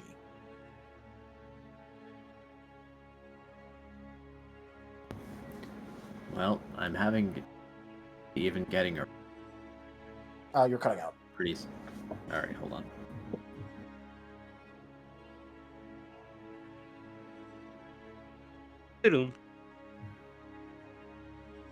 Well, I'm having a difficulty even getting a read on this, so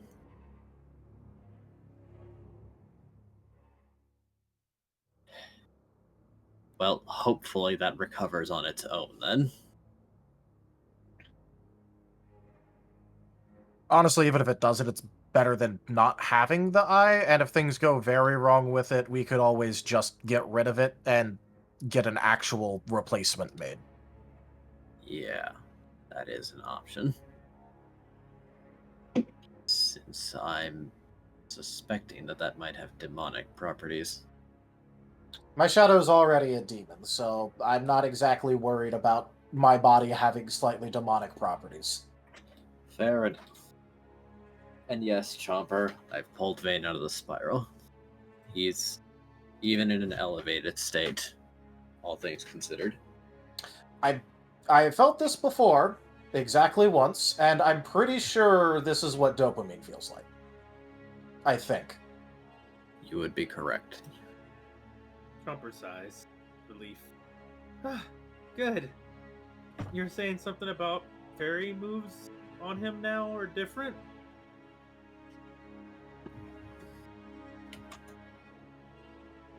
Like, can we use fairy moves to help him without making the shadow angry? I'd recommend it be done carefully, but I may be able to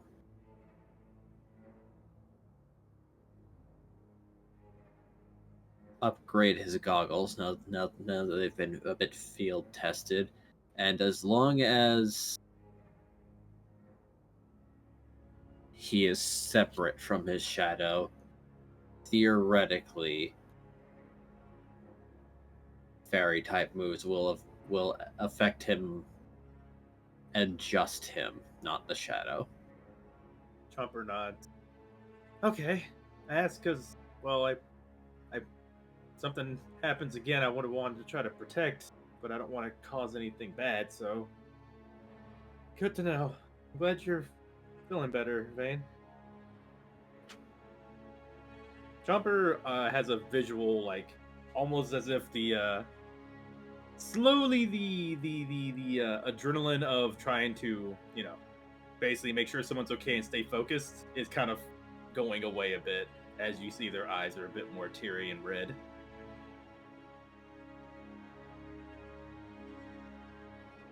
They're not sobbing or anything, but there's an obvious reaction there as they're just kind of breathing heavily.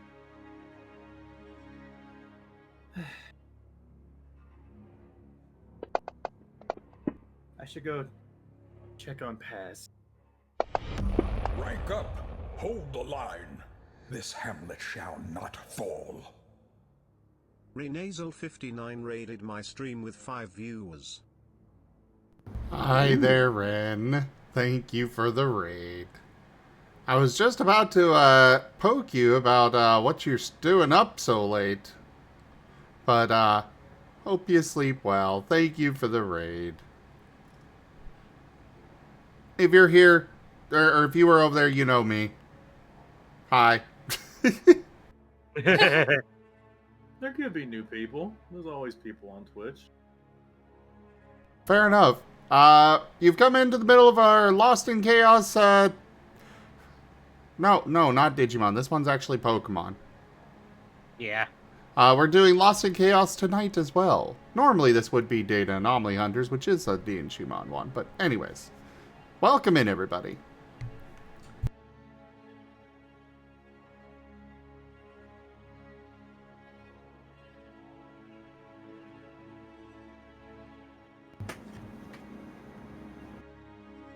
Well, apparently, I'm going to be gathering your group again, and Elva and Shia, to talk about apparently a right to summon Giratina. Oh yeah, that.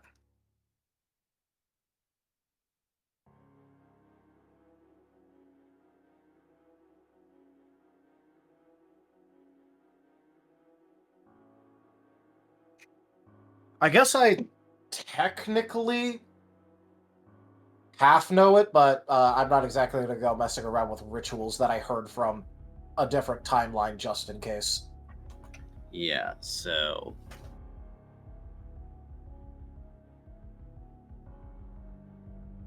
I'm not really sure what to expect out of this, but I'll be gathering everyone. Oh, are you going? Yes, unless anyone has other things to... Scruff, what are you doing?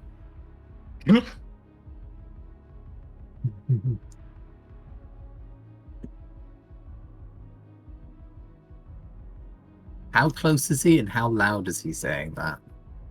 He was making the announcement, so he is not very close. He was sort of yelling and then just spotted Scruff face down against the root and wondering, like, what part of Xerneas Scruff does not respond.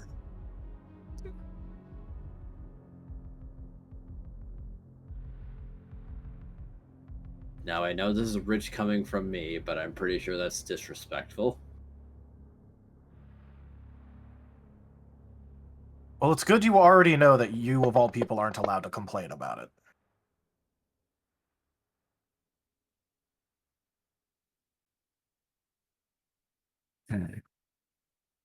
Xerneas. Huh? Oh. Oh, him. Oh, that's fine. I see.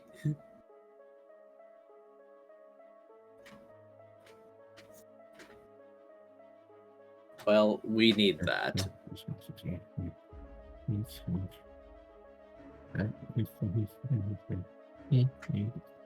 Scruff. mumbling into the roots. Oh, no need to hurry. I think he's doing something. What is he doing? Talking, I think? Is that right?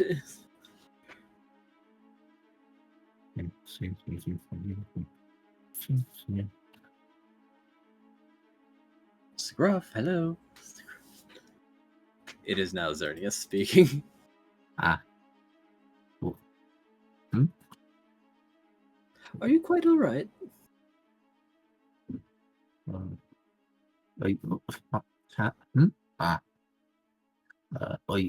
be good. I was looking when you was healing, and I think you injected power into the roots, and the roots went into Noah, right? Well, sort of, but yes. My roots are my general conduit. But if you're so interested in my properties, why don't you have this? And he's going to shake a little bit, and one of the prismatic leaves is going to fall down. One that still has its color.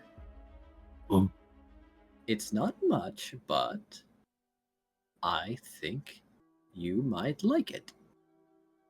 They're not roots per se, but there are still a lot of branching paths inside the leaf.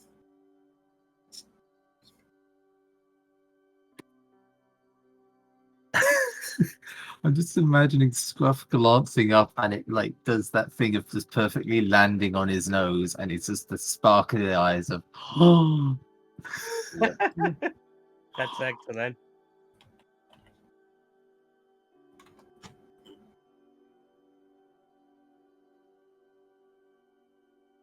Scruff doesn't reply, but he does do little tippy tappies of excitement while staring at his nose. How wonderful. Okay. Come back sometime. I suppose we will. Recharge so that you can continue treatment. Ah, yes, of course.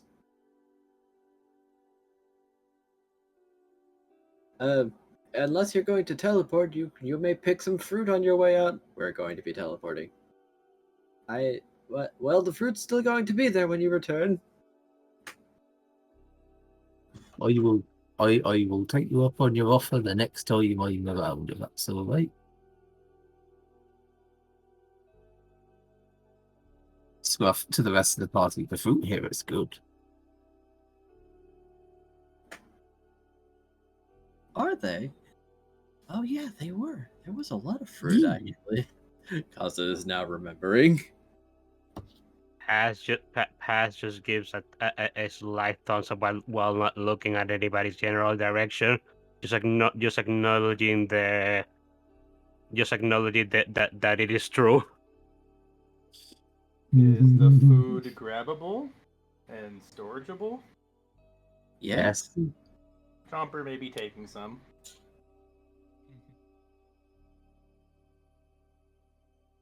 I guess while all that is happening, Pyro's just examining Squirrel. How's he doing?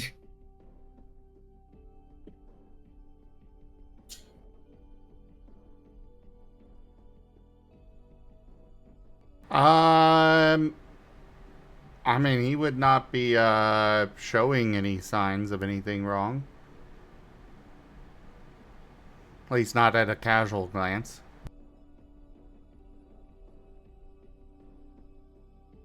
When Chopper's done picking up his food, he's going to actually go and legit perception check Squirrel. As he knows this. Do I need to, like, roll for it? Correct. I would recommend an appraise.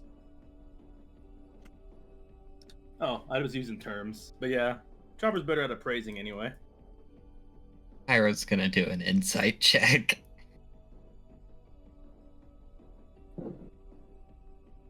And may I argue presence for Squirrel maintaining his normal sense of self towards others? Yes, you may.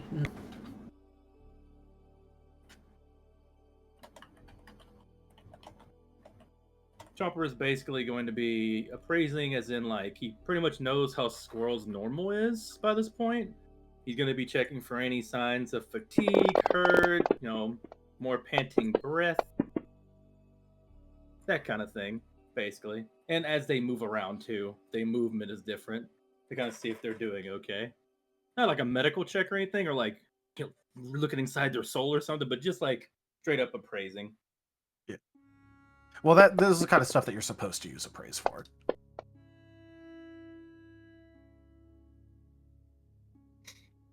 That'd be what, soul, an expertise, and an appraisal, right? That would be correct. I guess Pyro and Chomper might be applicable for bonuses, because Pyro could do energy reading and Chomper has insights on the squirrel. Pyro's not using his soul sight for this. He's just doing a casual glance. Then you get no bonus. And Chomper Not that gets he one needs more it, die. because he, beat the roll. Meanwhile, Chomper, I'm going to use stuff for that. Do I have a full soul reroll? I think I do, actually. I gave Squirrel one of my soul saves or whatever.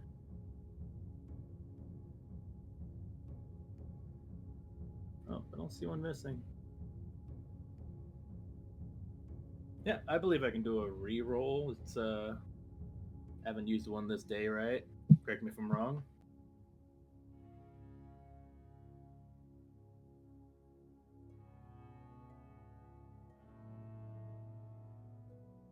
Nah.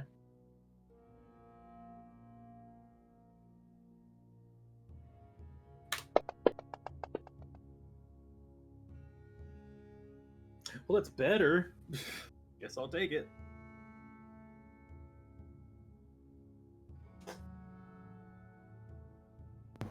Fair enough. Chomper, you can't quite place your finger on it. Pyro, you have succeeded, and note that there is a, if not major, there is an active and not very sustainable energy drain.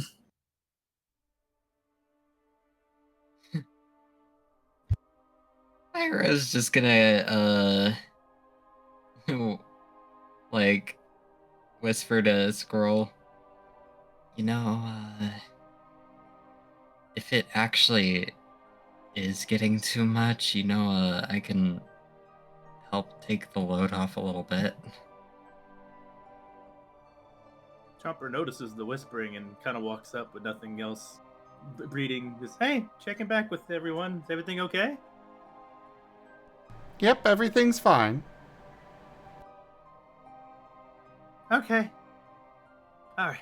I'm gonna go check on Paz and get some more of this fruit. Just let me know if you need anything or if you're feeling anything from that. Chomper's going to move off.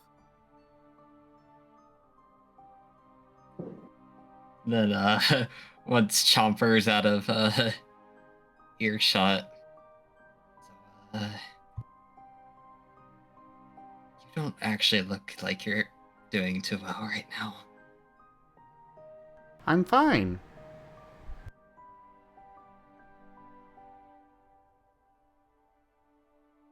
For now, but you're definitely not as active as you normally are. There's nothing to do here.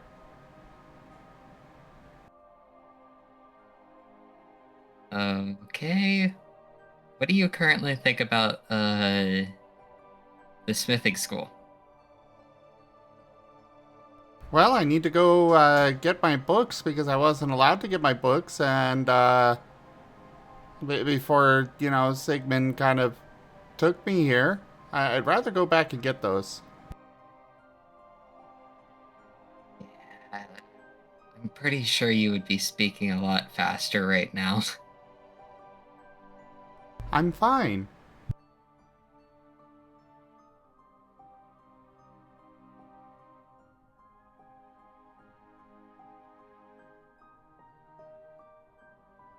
Pyro's gonna sit down and just say, "You do know it's okay to ask for help when you need it, right?" If Vane can handle it, I can handle it. Well, remember that it was Vane's shadow that he was shunting emotional energy into. Yeah, but I don't think Squirrel cares about the distinction. Yeah. Not at all. And he is stubborn. Yeah, I don't think he, even if he knew, he would just count it as Vane being an energy battery, which he kind of is, and try and do it anyway. Fair enough. Also, Squirrel take 1 additional exhaustion. Oh no. Oh boy. None of that's visual, is it? Like, Chomper still can't see it visually or any signs, right? I think that Squirrel would be able to walk it off, but Pyro might notice that, okay, come on. If he's that close. Yeah, if Chomper doesn't see anything visually or Squirrel tells them that they're fine, he's backing off. So nothing from Chomper right now. Chomper is still in the process of checking on Pass now. And Pyro's just gonna send a message to Edge. Okay, you know stubbornness. Can you help with stubbornness? Oh god, you must be desperate asking Edge for help with a social thing? Well, he will actually, he'll actually give a serious response for once. And it's like, yeah, there's a few actually. Depends if you're gonna try and go for empathy or logic. Which do you think works here? Empathy. Okay. Well, then, in that case, you should point out that Noah, for all intents and purposes, is hurting his friend. If you don't want Noah to accidentally be hurting his friend, then you should potentially do something to stop that.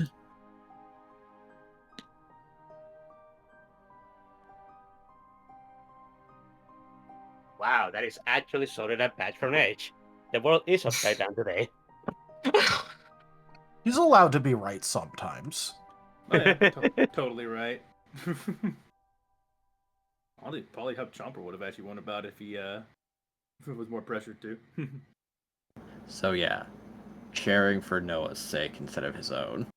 It's not that he can't do it, it's just that... Never mind, you get it.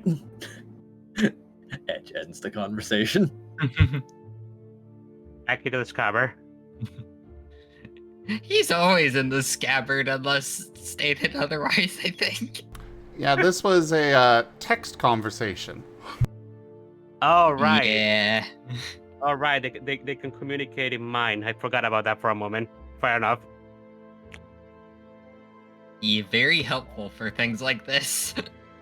Yep. And then Edge said, like, "Oh no, I'm talking too much. I'm displaying the fact that I was fucking around the entire time. No." Pyro's just gonna save that one for later. Anyway. So, Squirrel. I'm fine. Sigmund, Think can of we it- go back already? Uh, I gotta go get my books before the school closes. Squirrel. Think of it as sharing for Noah's sake, so he isn't accidentally hurting you by drawing on too much of your own strength.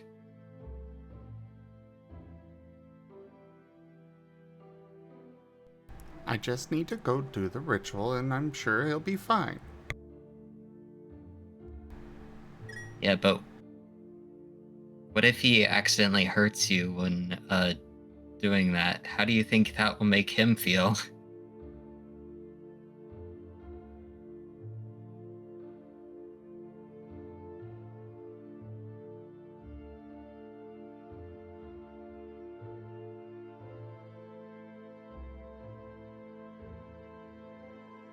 I won't be weaker than Vane. It's not exactly that. It's more what Noah might feel about that. Pretty sure Because Squirrel called Sigmund over, and he's probably walking in on this conversation, and he's actually got something to say on this topic. So, like, all right, I'm just gonna dispel this misconception. Noah was in stasis when he was in Vane's shadow. He wasn't getting better because the thing that is required to make him better is general positive emotions, which is also why I'm generally not recommending that Vane holds a piece of him anyway. But an energy sink like Vane's shadow is sufficient to effectively put him on ice. Not getting any worse, not getting any better.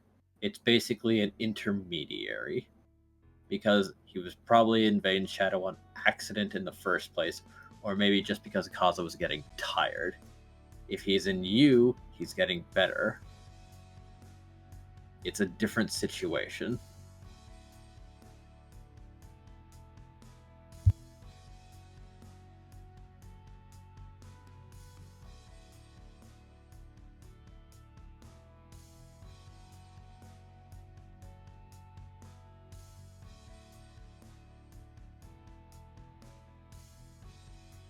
You know what? On Chomper's end of things, real quick. After Sigmund goes over there, Chomper's actually super stupid curious. I think he's going to use a heart sense over there to see what's going on, if he can feel anything, specifically Noah, and how he's doing. Just so he can know if Noah's doing okay. That's brave. Okay.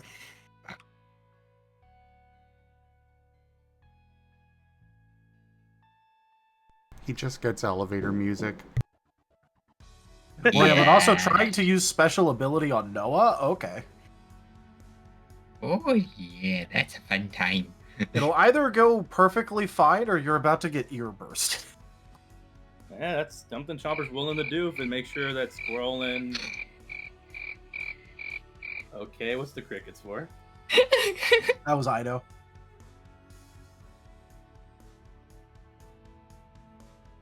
Pat Chomper's the concerned for fluffy. their... Chomper's concerned for Squirrel and Noah at this point. And is Chomper about to get Don't Look Outside? Me actually playing that game and knowing how that actually goes, that'd be hilarious. Now you're not gonna get looked outside. Well, maybe half of it. Chomper has an inkling feeling that Squirrel's not being honest, and also the fact that Sigmund's back over there and he keeps getting whispers with Pyro. Chomper's honestly putting two and two together. I can roll for it if I need to, but I feel like that's kind of an obvious thing going on. There's like a lot of sus stuff going over there. I mean, the only sus thing would be Well, semi-sus thing would be Pyro and Squirrel talking quietly to each other. Um, but even then, like, they are on the team. As for Sigmund, Chomper would have heard Squirrel call Sigmund and ask, because he kind of shouted that out, like, can we go now? No. What I'm saying is that Squirrel is sus for wanting to leave so soon, like really like rush it like that in that tone. And Squirrel is infamous for saying I'm fine when they're not. They had a whole scene where they said they were doing, they're kind of okay, but then they ended up, doing the big scene in the danger room, whatever it's called. Remember? It's Sigmund's training room. No, I think he's talking No, about I'm when talking he about- went into the rage room. When he went to the Oh, Yeah. that one. Rage room. Yes. Not that Chomper knows about that one, but there are more examples of Squirrel saying he's fine when he's not. So Yeah. I would argue that Chomper, being empathetic, would actually recognize that. They're trying their best to be patient and give like space, but at the same time, they're concerned that their friend is not being truthful, that they're in pain, or they're holding back pain for their own reasons.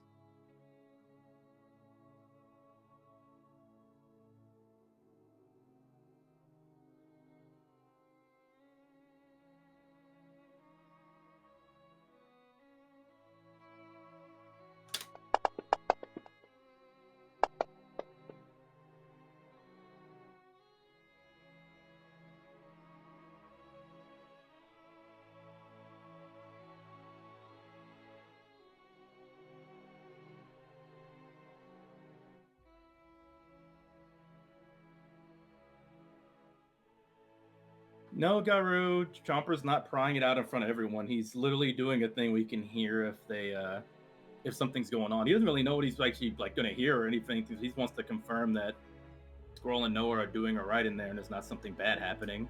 So he's using the only thing he has that actually is a sensing thing, and that's his heart sense, where he can hear emotions and generally like feelings and whatnot. So that way his friend isn't like carrying a burden because he's wanting to be stronger than Vane, even though he's slowly probably dying. Also, fun fact, Guru, Vane actually does have an investment in Noah's general well-being, which is also partially why he was like trying to shove his shadow out of the way in the fight and not have his shadow try and help him.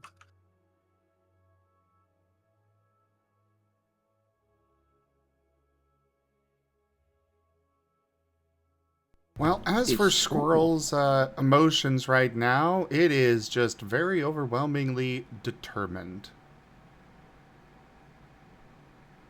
Is it determined to help Noah or determined to be better than Vane? Is the question. It can be both. Yeah, that's fair. yeah, they're not mutually exclusive, but one might be bigger than the other. One's a negative emotion, I'd say, trying to be better than somebody. That's That's kind of an assumption right there. That's not necessarily a negative emotion. No. The if Vane Competition. can do it, I can do it kind of deal. That's what I'm saying. Okay, fair. That's yeah. Tuber, that could just be you holding yourself to like a standard. That's not exactly like definitively a negative thing. Oh, I'll act Squirrel then. Is the emotion for Squirrel the needs to be better than Vane? What kind of emotion is that? If Vane can do it, He Squirrel wants can to be good enough. He is going to be good enough. He can do better, and he is doing better. He can be good enough to save Noah.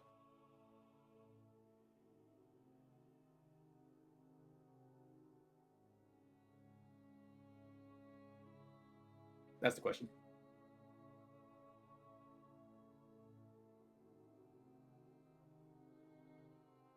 I don't understand the question. I'm asking if he's saying that he like basically saying good enough to save Noah. That's what he's doing it for. Like he's saying he Yes. if Vane can do it, he can do it. So if Vane can hold Noah, he can hold Noah himself. Yes, and he wants to get Noah better.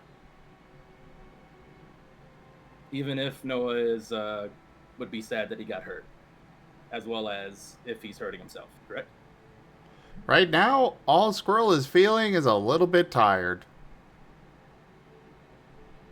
He is not actively taking damage.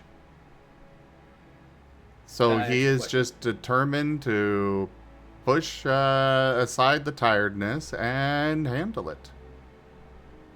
Despite if Noah is going to be sad if he gets hurt or if he actually is hurting himself.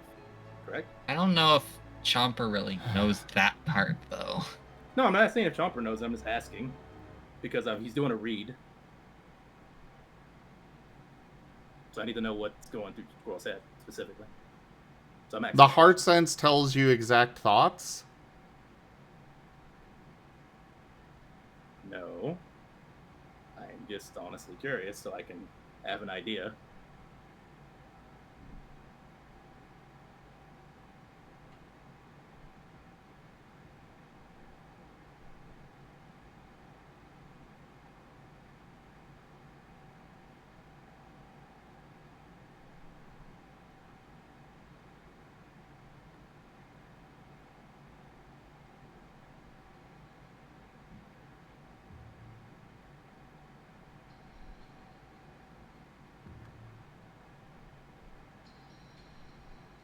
Beep. Beep.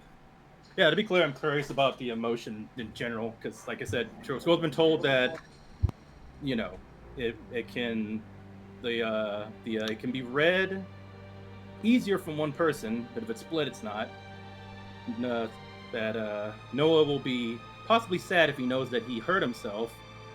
Squirrel hurt himself trying to protect him. Squirrel's not thinking about that. He just got told that. That doesn't just because he's told it doesn't mean he's thinking about it this second. Okay. Yeah, you're putting a lot of stuff into Squirrel's head here. I told you what's there. It is determination. You do realize that Squirrel is very good at just not thinking about the information that he doesn't want to concentrate about, right? You do understand that I'm asking that because I don't know if he is or not, right? Like, that's why I'm asking. Because sometimes he doesn't process any of this, and we told him so much stuff, I need to see what he's actually thinking about and what his reasons are. Okay, fair enough. Yeah, so I'm asking questions. Then what does the heart sense actually give? As I understand it, it's emotion. Sounds like you would get that you care about Noah. Sound of it. So I was like making sure from you before he can't read what Squirrel's thinking right now. That's why I can ask you specifically. Okay, you're not answering the question. Enja, what does the heart sense actually give? It gives it will either give him emotions, or in some cases where he rolls high, basically a music track displaying his current state of being and mental resolve, I suppose, or general state. Okay. In some cases, it's their default. In some cases, it might be an aggressive track with maybe some lyrics to like gleam into why or what, or something to the effect. Chomper might be hearing like determination, but also an underlying sense of competitiveness that it might not wholly be about Noah, but proving something maybe to himself.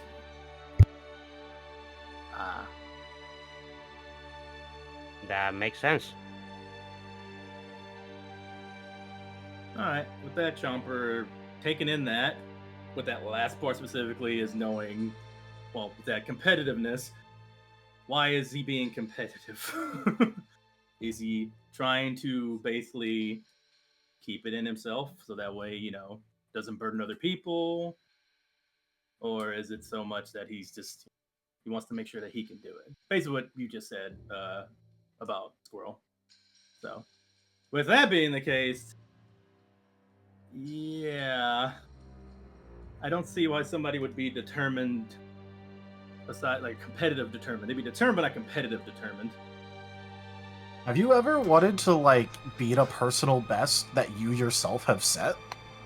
No, I never wanted to do that when I wanted to save someone's life. No, it wasn't about competition. So that emotion's not part of it. That could be also like, trying to be better than yourself. That's literally how Squirrel is wanting to be better. Yeah. He's got That a also- rival in the form of Vayne, and he wants to do better than Vayne.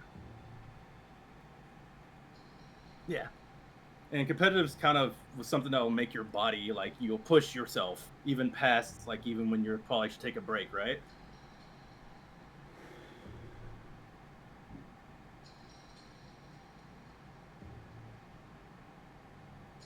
I mean, that depends on the person.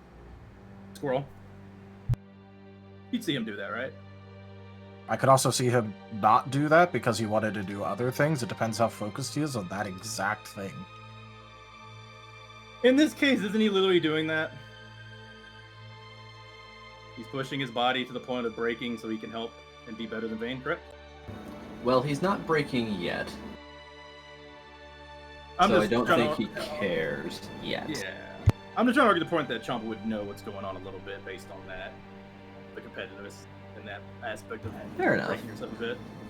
Is all. He's witnessed this behavior before.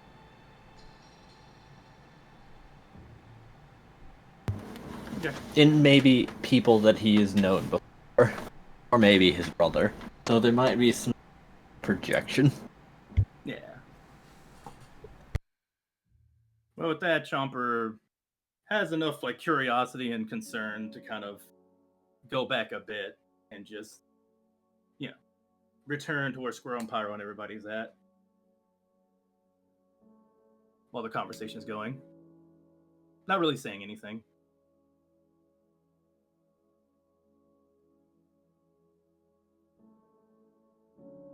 So, can we get back before they close and I cannot get my books?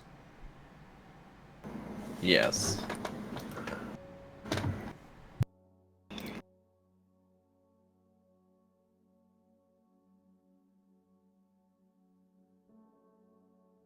And Sigmund, gathering everyone, will take them back to Domovoy. And he is going to his house to retrieve Elva. And then, well, after that, he's going to collect Shia.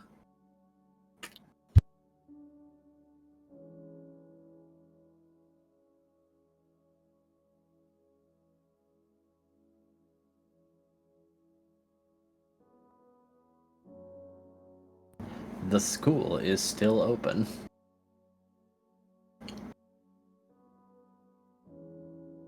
By the way, where did we all get teleported to? Kind of just the middle of town, actually. Okay. Above ground, though. Good to know that is actually pertinent information. Yep.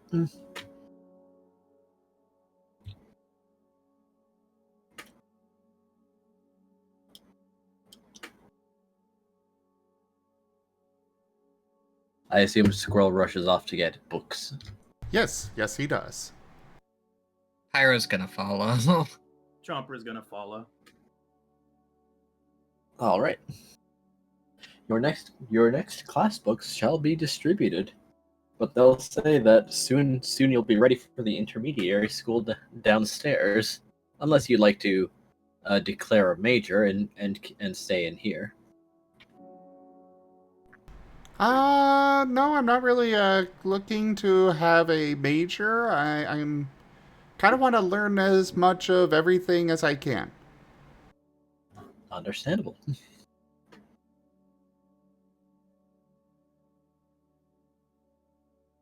Pyro's gonna ask. Though, what are the majors? Oh, well, it's more picking a field that you want to specialize in more deeply and thoroughly. Though, that does remind us that let's see. Were you interested in things to do with classwork and potentially pottery? Do they teach aura here? No. Aw. Dang it. I'm rather interested in basically everything. Pottery would be intriguing. It's not as intriguing as the smithing, but still intriguing. Well, we also have leatherworking. Ooh, definitely The interested field in dungeon. that. I see them. The field dungeon here actually drops leather as one of the resource drops. So I could become a tail guy? Yes. Whatever. Tail guy? Tail What's a guy? tail guy? That sounds fun. Yeah. I mean, Chomper Chomper should would know. know that one. Yeah. Yeah, Chomper would know that one. Chomper forgets things. Chomper wiggles his tail more. Yep, Chomper forgets a lot of things. Be nice to the boy. That's the Chomper. Pat the Chomper.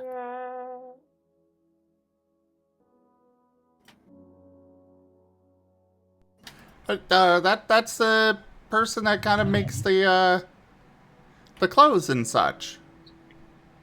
Oh, that's right, the tail guy.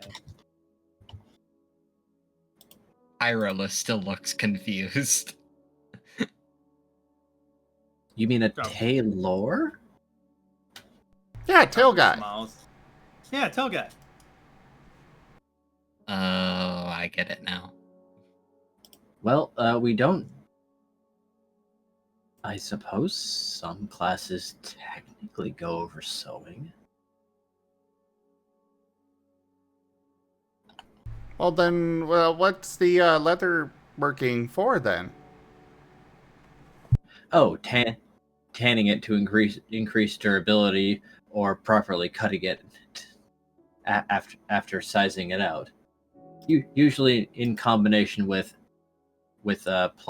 blueprint planning.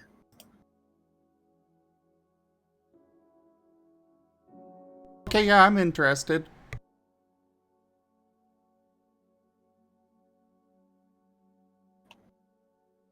And I guess I have one more question. Is there a major that sort of is like an all-rounder?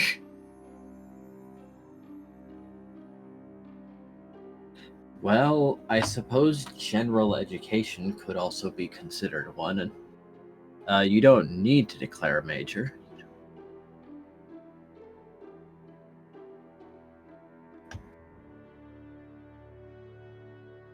Most people just keep taking classes until they find something that they're more passionate about.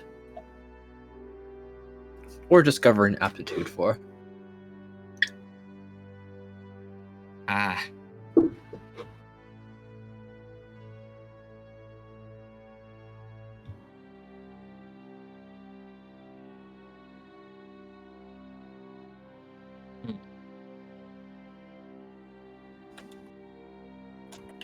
Do you have any classes that might like involve like how do I word this?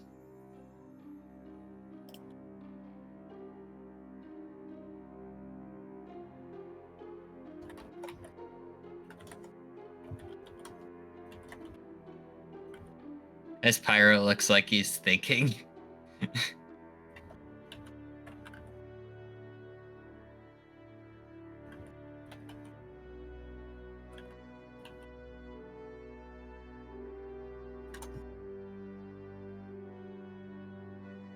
Sort of like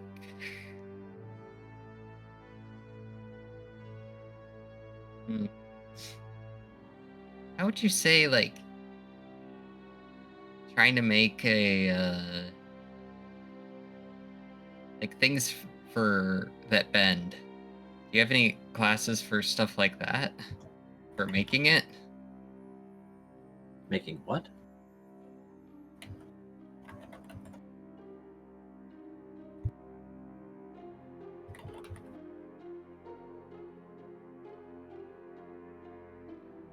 Sorry, you'll need to repeat. Yeah, Pyro's trying to find the best words because he's trying to filter down some technological stuff to this sort of level, and he's having trouble with that.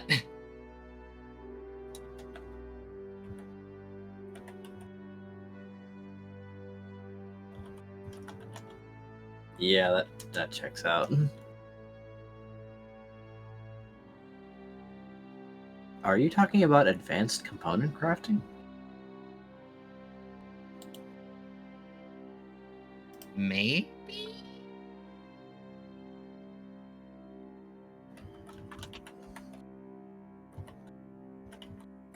Can you give me an example to see if that's what I'm trying to explain? Well, some intermediary and advanced classes go after specific part making for some of the machinery in Eden City, special ordered. Ah, yeah. That would probably be it.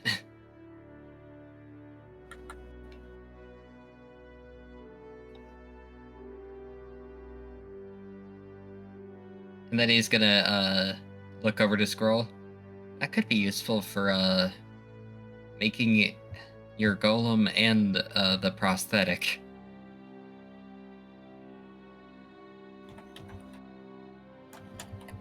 True. Can I get into that early?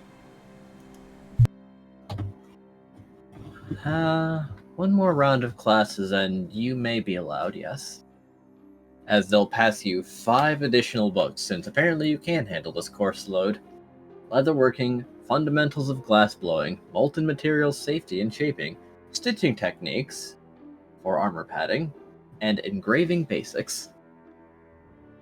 Oh yes, these are all things he's interested in.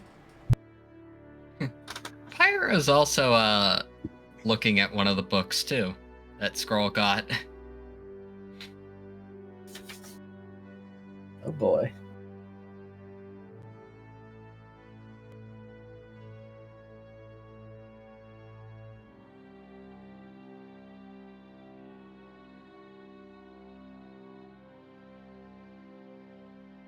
Hey, Scroll, can I see that one for a minute? He'll hand over the one that you're pointing at, I assume? Yeah, he'll pick up the glass blowing one and look through it for a sec. Alright, what are you looking for in particular? He's just more scanning it to see if it's what he thinks it is, for maybe making like some scientific things. It can lead into that, since they can get into very specific shapes, control the thickness, and using air to even make light bulb shapes.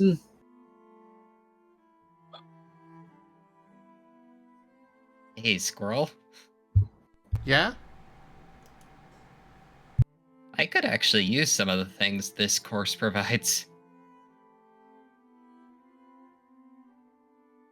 Well, then maybe I can teach you what I learn. I don't know if you can just sit in, though. They're kind of exclusive. Maybe I could also pay you to make some things. I'm okay with this. And Pyro's gonna give Squirrel the glass blowing book back.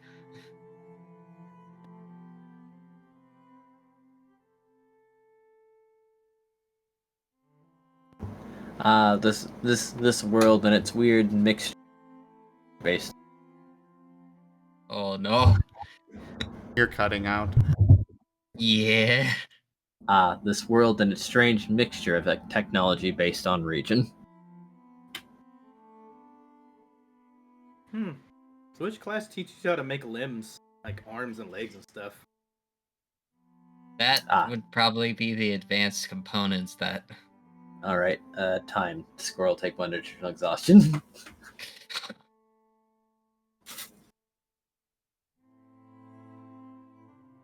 Noted. Oh, I won't. Good boy.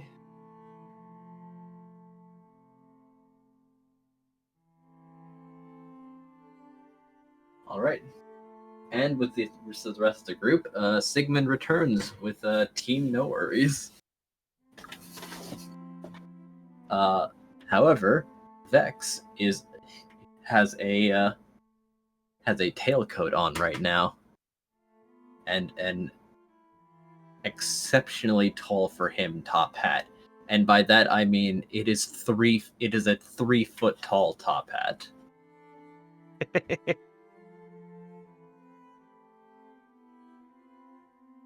Such a dapper lad.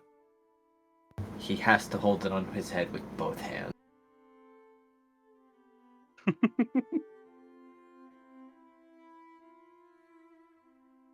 Bex really insisted on it being this big.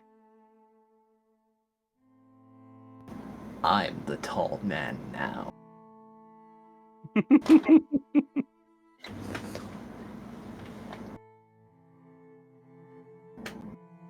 So I heard that you guys needed us for a moment. What's going on? I mean, I'm not sure that we really needed you for this. It was more Shia that we needed, but Sigmund insisted. I'm getting all involved parties. I want to make sure that she is not omitting any details. As Sigmund then leaves to collect Shia, returning in short order. Elvis' expression just becomes neutral. Jumper frowns a little bit. So, what am I hearing about a Giratina ritual? Oh, Who's saying that? Sigmund. Oh, you said he left for... He returns in short order with Shia. yeah. Oh, okay. She pauses. Elvis is looking at Shia.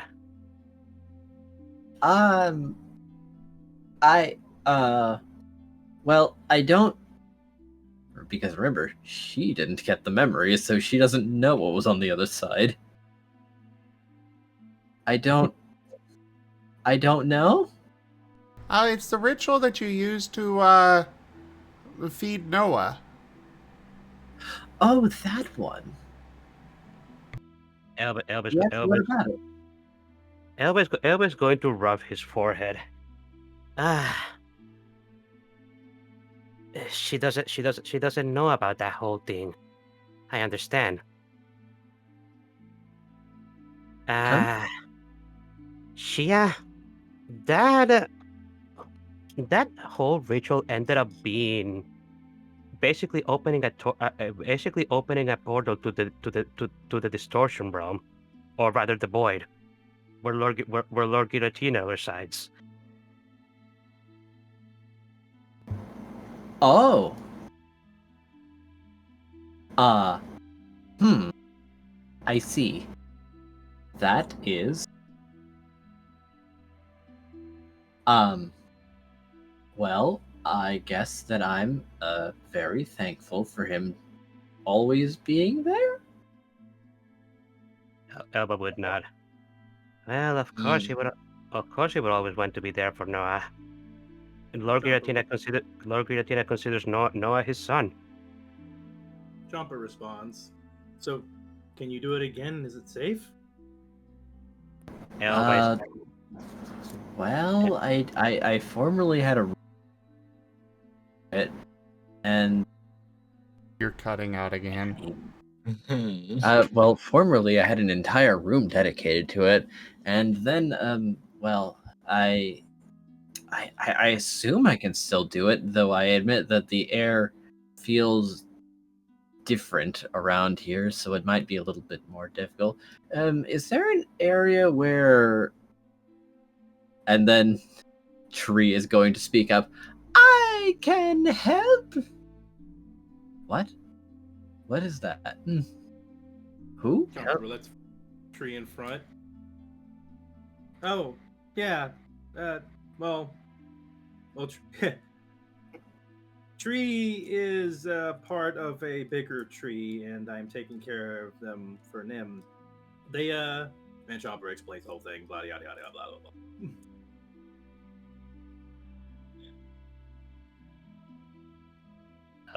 That. Go ahead. Elba is just rubbing his flippers together, looking rather nervous.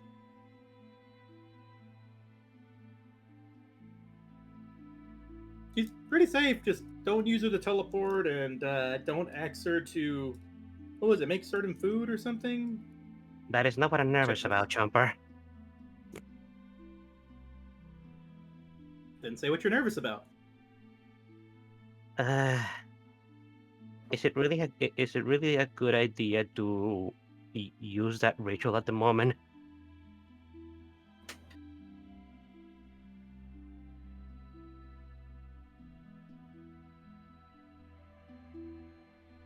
What are you asking? I'm asking in general. You guys do remember the last state Lord Giratina was under the last time we saw him? Did it? Don't you? He was extremely angry, and he ended up going on a rampage on Icona. Wait, that's the same Garatina you're going to stab with a knife? There is only one. As far as I know, there's only one Lord Giratina. Well, apparently there are 2 Xerneases, so maybe there are multiple Giratinas. Yeah, I was wondering that since there was 2 Xerneases. Eva blinks. Well, I have heard of legendaries having heirs, but I don't particularly think Lord Giratina is will be capable of such a thing, considering he mostly remains inside of the void with nobody else for company. So, What do you think, Shia? I mean, I've never talked, but I don't believe that he was having complaints. So maybe. he wasn't having complaints, but the last thing that he saw when we summoned him into this world was Noah being a puddle of black substance because he was freaking melting. Really? Elva's going to step forward and start patting Elva. So like, well, maybe if we say that we're trying to help him, he'll try to help us. Elva's still looking nervous, but he's going to breathe a bit heavily and just say, maybe. Listen, Noah is alive, and so we can recover from our mistakes. Elva's looking crestfallen. Yeah, I suppose that's true. Well, I didn't bring the book with me, but I can tell you everything I know about it. And Shia and Sigmund and Elva will begin exchanging notes. I think that would be fine. I remember most of it. Yes, I have it. As Elva was the one that actually made the big portal, so Elva would also have things to contribute. Yeah.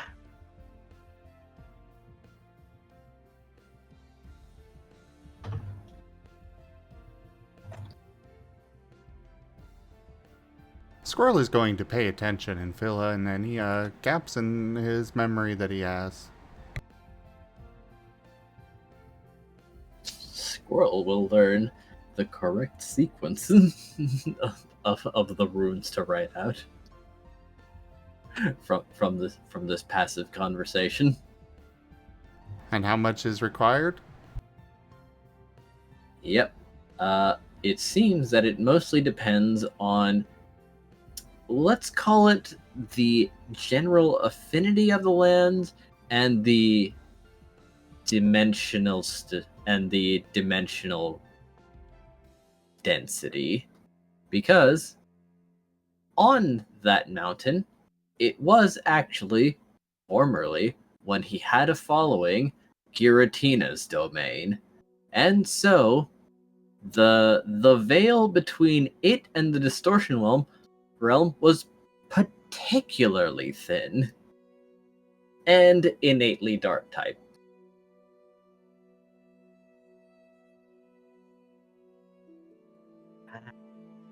That is true. I do remember you mentioning that Pyrorator needed to be in a place of particular high energy. Sigmund is going to groan. You're going to do this in my basement, aren't you? Your basement?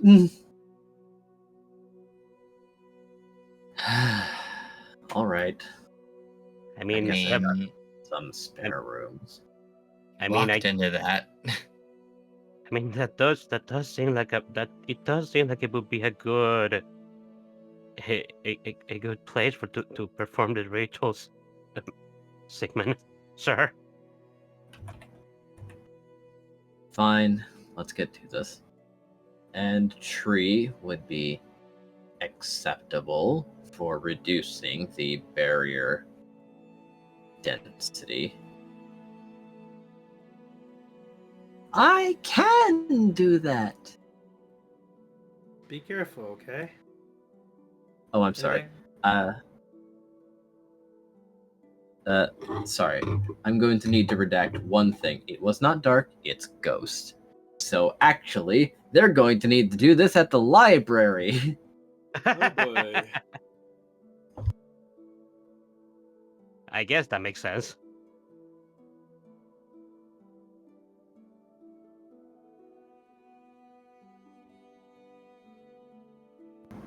Oh yeah, that's right. Giratina is a ghost dragon, not a dark dragon. Yeah, I keep forgetting that. I think most people do. Yeah, it's just kind of one of the things where you think it would be different, but it's just, Not. Yeah. not. Yeah, like Palkia being a water type. Why? In some cultures, the vastness of space is considered an ocean. Well, believe yeah, it. but also they didn't make a Lugia a water type. Luke is special. Luke is special. You understand?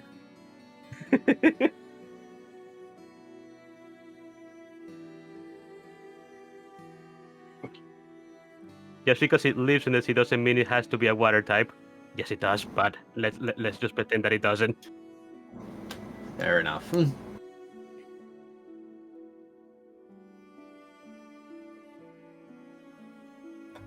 Well, shall we go get this ritual going then? Yep. As I feel like Vane might have some objections to just using the library to summon Giratina. Well, I guess it's a good thing that that's exactly where they went after, because like fuck Vade is willingly spending time with Sigmund while he's actually capable of feeling happiness. Yeah, true. They have probably parted company, and Kaza and Vane might just be having a nice time. Everyone else can sort out their There's own. the meeting! Yeah. But The- Kaza went on ahead with Vane. Yeah. Vane will have that meeting with or without the rest of his team. Yep. He does not care about waiting at this point. Okay. Okie dokie. I mean, to be fair, like, I don't know where, I don't know where Paz went, but, or Scruff. Scruff is wherever Sigmund happened to teleport him to, and he is staring at the ground again. Is he looking at his cool leaf? Is he looking? He's looking at his cool leaf, and he's looking at the roots. That's a lot of fairy energy in there. Oh no, he's done a thing. Yep. You know how the leaf was on his face? Yep. He's bonked the ground with the leaf in between. Oh. Seeing how the concentrated fairy energy interacts with the roots.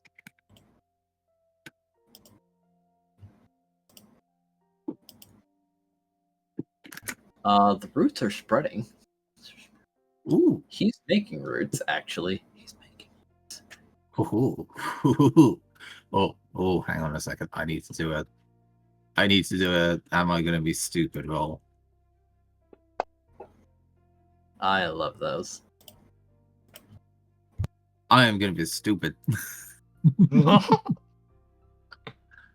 If Scruff is making roots and the roots can inject power into things, what happens if he channels the condensed fairy energy into the ground and then back into himself? Interesting. Would you actually like to try this? Because I'll need a... You cut out there because you said because only, and then I missed the whole of the condition. Okay. I'll need a roll to determine the actual effects. What would you like me to roll?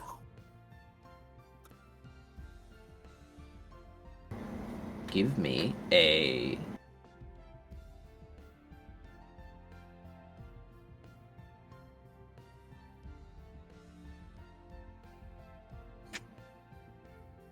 Just to make sure, did you say what it was, or did you cut out? I said survival. It's the closest to nature. You said, Okay, so you did give cut me- out. You went, Damn give me A, and then there was just the longest. I wasn't sure if you were looking for... thinking or. I was. He's really connecting there. Yeah. I was like 80% sure that you had cut out, but at the same time, I was like, is he thinking really hard? Is it going to be something else? What's happening? No. Give me a. No, give me a. Do I have to say it again? No. Then hurry up with it, or it fails. I'm counting out the number of dice.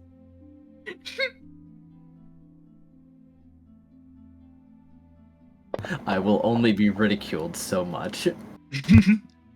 We're not ridiculing you, we're just saying what happened. 1, 2, 3, 4, 5, 6, 7, 8, 9. That is a 9.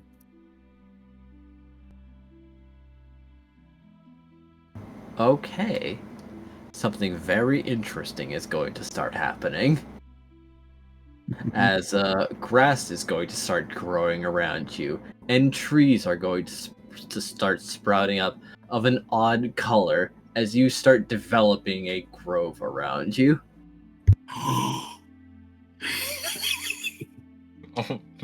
Wait, has he grown those trees? Yes. You know exactly what I'm doing. Okay.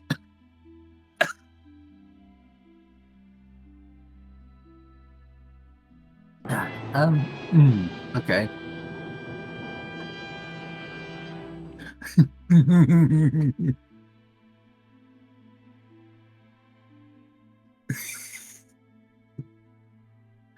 Okay, interesting. Yay. Did he? Yeah. The moment he sees that, that's going to be a memory. Yes. That's going to be a memory that I have not planned for. Well, that's quite a shame then. Ah! Hey, Oh boy. you came up with the idea. I did. executed it. Okay. I will allow you to bury it for later because you are a naturally forgetful individual. Thank you. Willfully so, even. I will also argue that Scruff is still looking at the roots. He is unaware of those trees growing around him. This I will find dawn it- on him at a later point. This will. I find it funny in this one episode we've had people not process something somebody's just told them, forget a core memory, and forget something they told about in class with the tail thing. Well, All in one episode. he hasn't forgotten a core memory because it's not occurred to him yet because he hasn't seen the results of his experiment. Oh, I get why. It's fair. I just find it funny. Where did Sigmund teleport them back to, by the way? Where are they? Where is Scruff right now? Because Scruff is wherever Sigmund happened to teleport them. He teleported Sort of in us to front the of his middle. house. Oh, you said in the middle Yeah. of town. Yeah, but remember, he has a house here. Or technically a borrowed house. It's not very far away. So am I Wait. doing this inside Sigmund's house? No, you're doing it in front of it. I'm increasing the property value. Hell yeah. I'm sure Oh, that's how yeah. he'll view it. Yeah. Looks disrespectfully at the fairy energy and takes out an axe. Steel type bitch. Scruff will happily move the trees once he figures out how.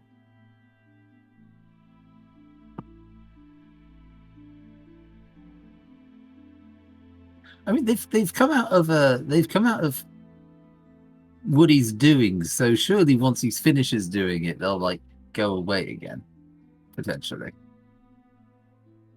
As these were brought up by type energy, correct that they do not stick around. Okay.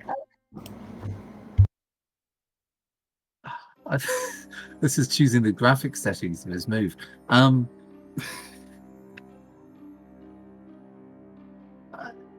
Okay, yep. Scruff is just doing this in front of Sigmund's house. Next person. Vex is climbing a tree.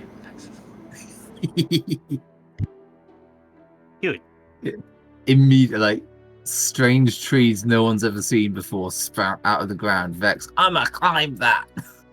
Would I you mean, that sounds expect perfectly in any character more for from Vex, I him? mean. That is the most small child thing I have heard in quite a long time, actually. Are all of us still like there when this happens? I Yes. guess it depends if you left or not. I mean, I think Pyro and Squirrel left. Like they immediately, the moment they were gone, they went off to the classes, didn't they? Yeah, and then they came back. Yeah. Ah, okay. and Tropico Vane too. also immediately fucked off because he wanted to have his meeting. Yeah, Yeah, but so- like I've said before, when it comes to Squirrel, he doesn't even bat an eye about suddenly there being a forest in front of Sigmund's house. That was not there before. What? Just. Huh? Scruff is still doing whatever he's doing, by the way.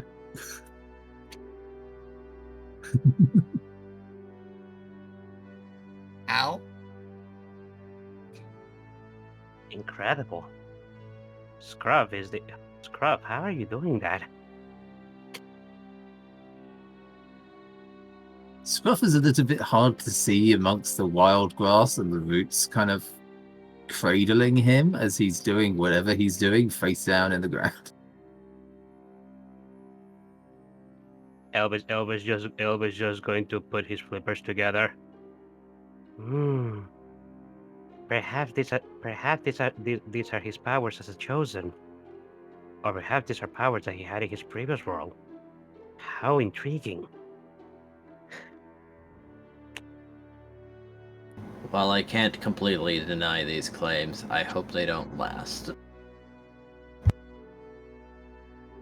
How come? They're pretty. My house. Do you not like pretty trees? I don't like fairy energy. Oh, okay, fair enough.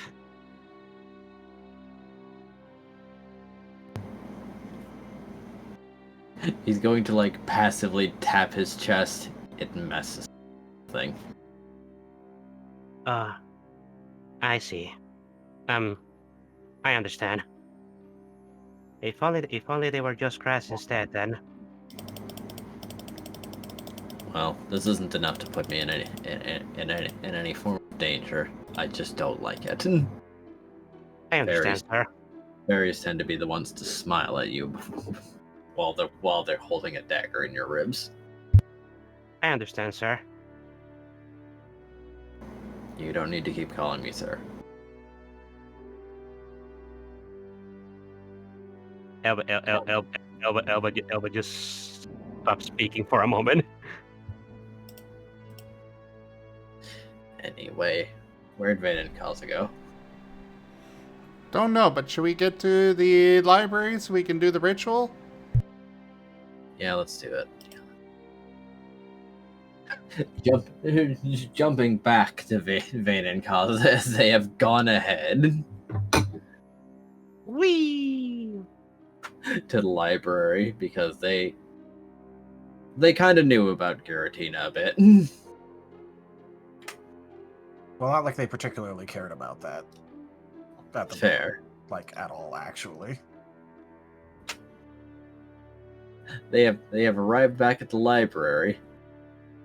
Samantha is currently indisposed, but Rallis and Bean are there, seemingly talking about some things, and Squirrel take 2 points of exhaustion.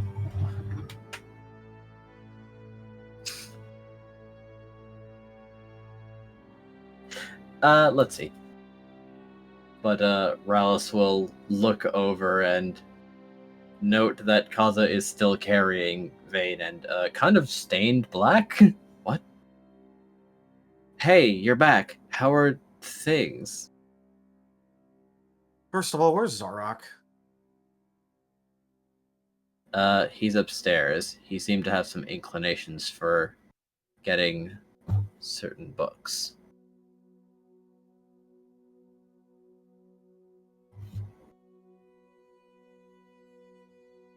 Where? Oh, here he comes. Zarok is going to hop down from an upper level and land in front of them with a book on complimenting other people.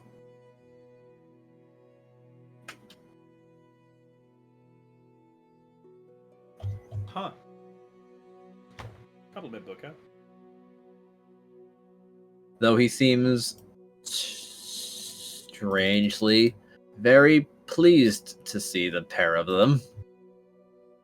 Vane, I've heard about your situation, and all things considered, very well done.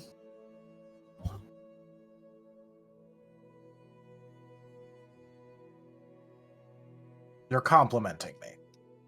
I am. And I thought that, given the situation, you would like this for reference.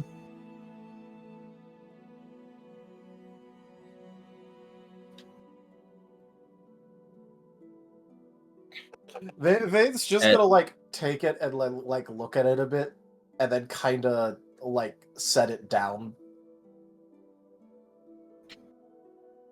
Like he has certainly received this now. Zarok has slightly glanced over to Kaza and said nothing. Okay, why are you being so cheery? Well, let's say I had a very dangerous premonition, but it passed. I'm feeling actually a very almost no danger at all. So I'm just very glad that the worst has passed. Vane is looking over at Rallis and Bean and going, "You did tell him what actually happened, right?"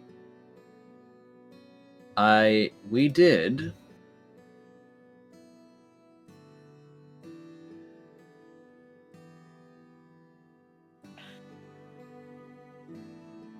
Vader's just gonna look between Zarok and, like, the others, and then he's just gonna, like, mumble a bit, going, and here I was thinking I was the one hopped up on fairy energy right now. Oh, Bane, it could have gone so terribly worse. So, all things considered, I'm quite ecstatic that this was what happened in the end.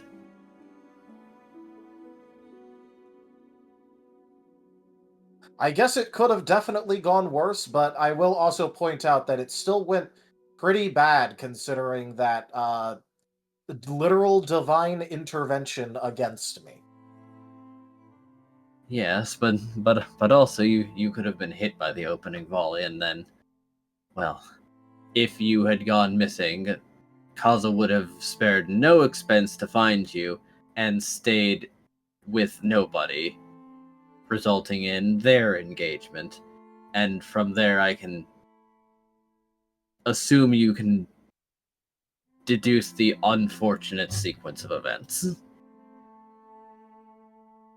Okay, the guy hit hard, but he wasn't exactly about to take me out with one hit. No, but he would have been holding you the entire time, sort of preventing Kaza from wanting to leave. Okay, I'm just saying that even if the initial attack did hit me, he did hit me with that move later on. It certainly hurt, but it didn't exactly take me out immediately. That is true. I'm just saying that it was very precarious.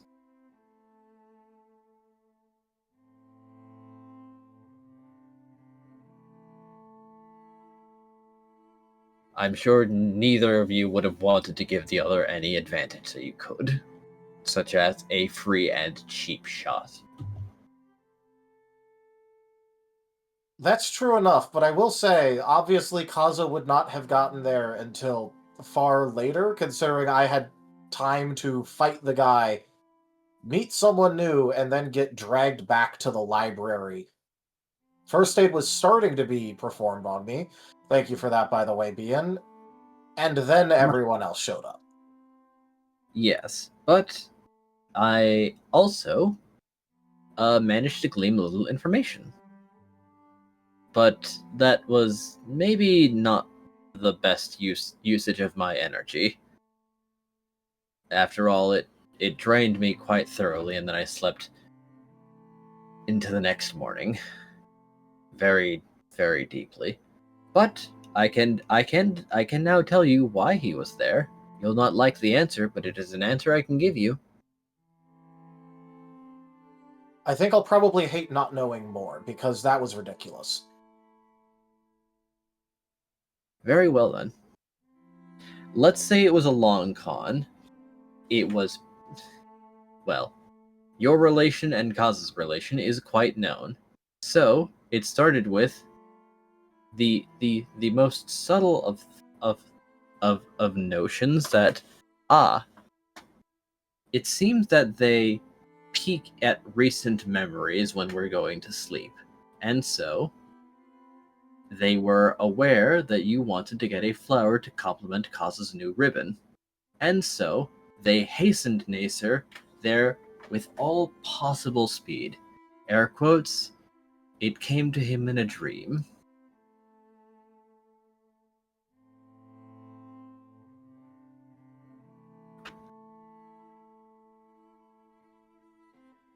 Well, that settles that. I'm not going to sleep for the next multiple days. I would not recommend that. If they are looking at my dreams, I refuse to give them any advantage in this moment when I'm still, missing a leg.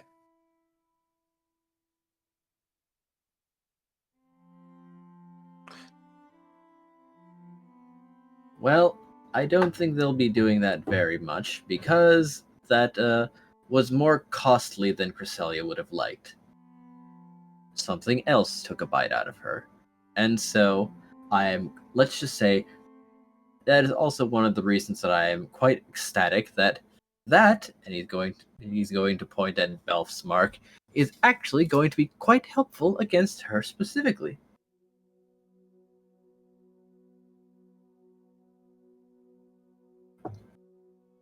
And she didn't even know and walked face first into it.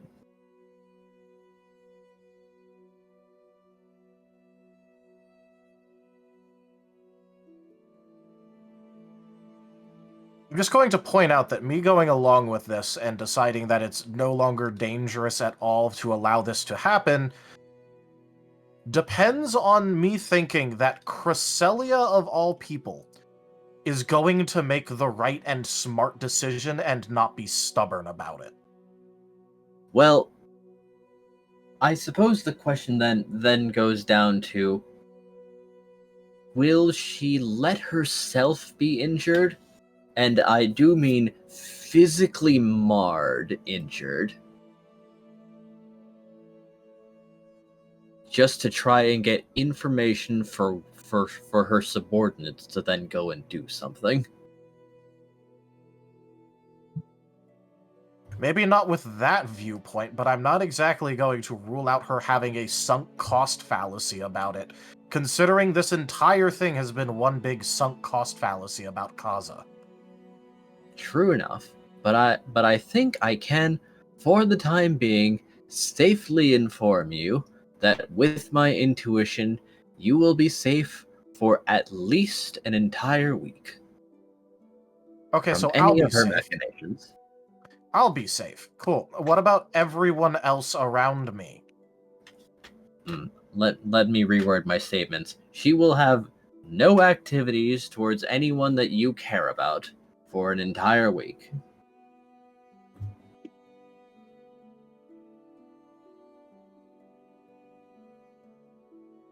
I am still not trusting that, so instead I'm going to start doing something useful and actually kind of start doing what this was meant to be in the first place.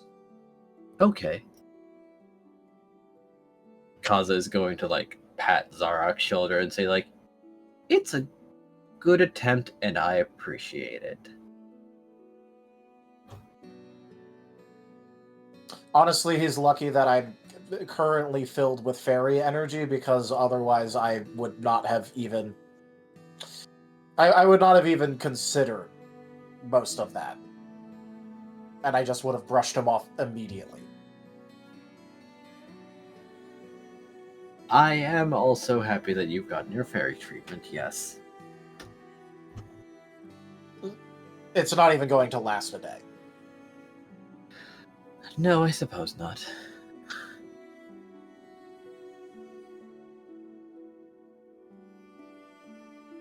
But anyway... Even Rowless seems confused at why Zarak seems so darn chipper, even though all of the things he has said have had no to negative results from Vayne. But fine, dark types can just be weird.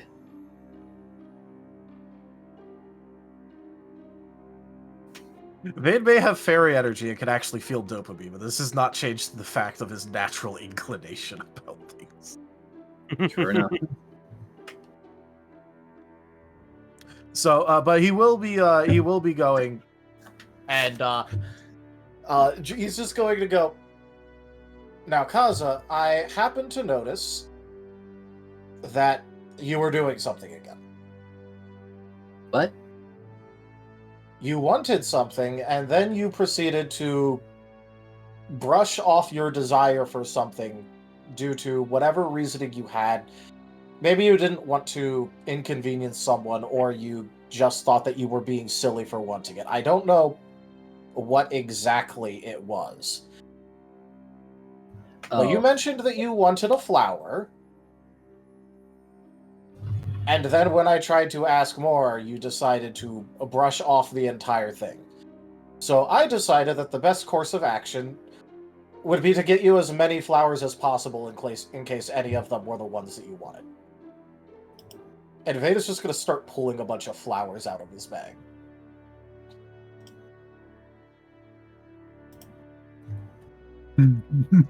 Oh.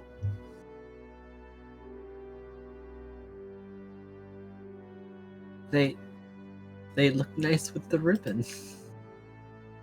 I didn't know which one you'd want, so I just grabbed as many different kinds. Well, I mean, I guess I should preface it by also saying that I also picked ones that would smell fairly pleasant, because I'm pretty sure you wouldn't want to smell bad.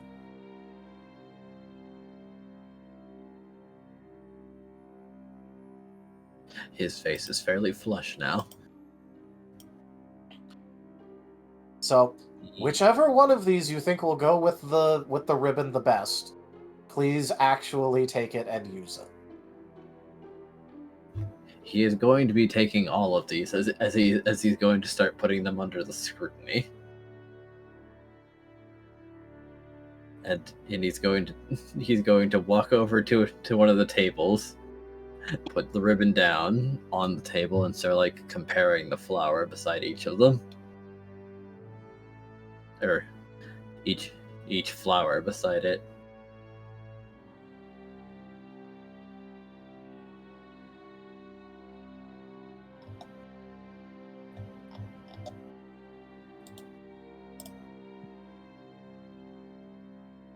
As he is, upon Vane's request, taking it super serious.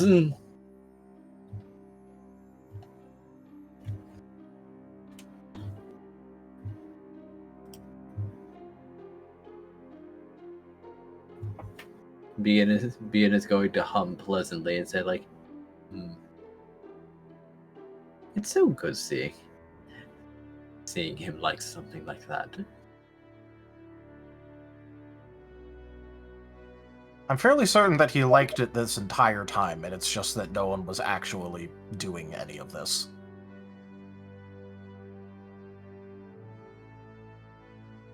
We should do more.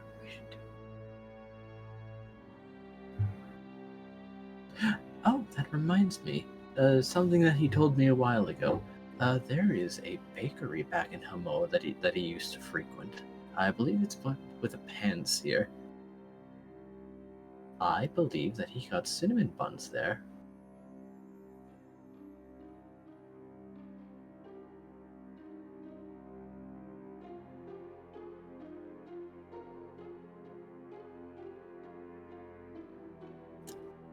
That's good to know. And he's going to take one of his notebooks out. He's going to write something in it real quick, and he's going to tear out the page. Rallis is also going to ponder. Oh yeah, he used to bring those home sometimes. I think our mom made tea to go with them. Hey, Veda's now handing Rallis a note that has exactly 3 words on it, which is just "do something brotherly."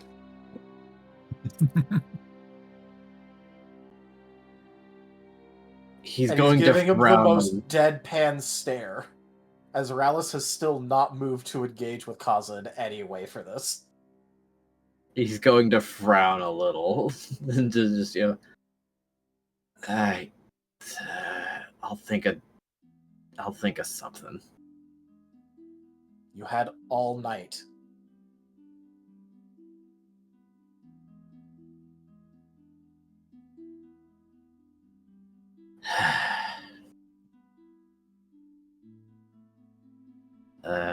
Sure.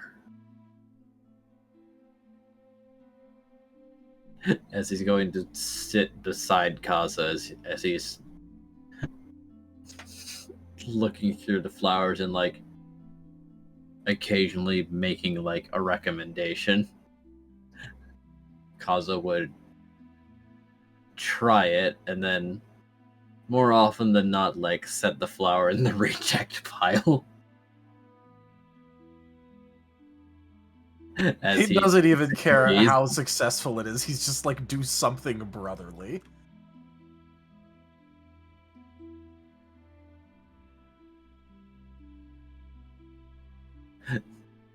But there will be one result out of this.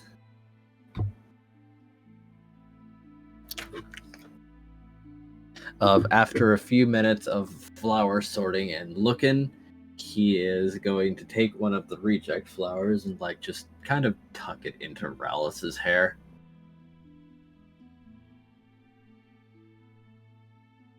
And he'll seem a little confused, like, huh? What?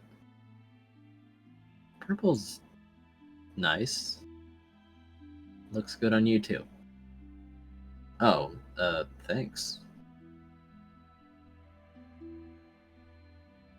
And Kaza will nod and go back to sorting. Like, there's only like 5. He's narrowed it down to like 5.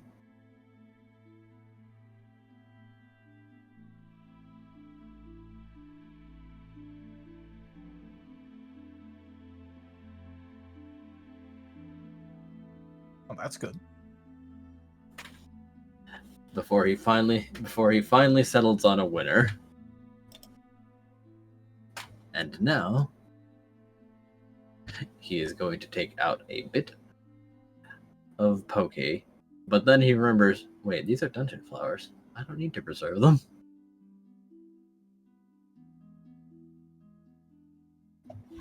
Now he feels a slight bit silly and puts the poke back away.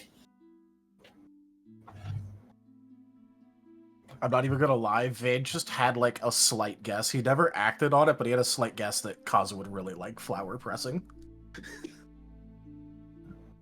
Yep.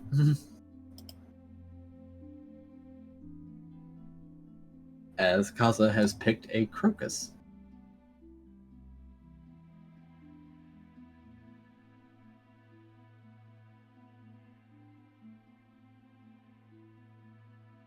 However, second place was a bellflower. I mean, hey, whatever he wanted for it. There's a reason Vade grabbed like everything he could. Yep. As he's going to tuck it with the ribbon, and now he's going to wear the ribbon with the flower. The flower is pressed up against the gem, and he just seems quite pleased.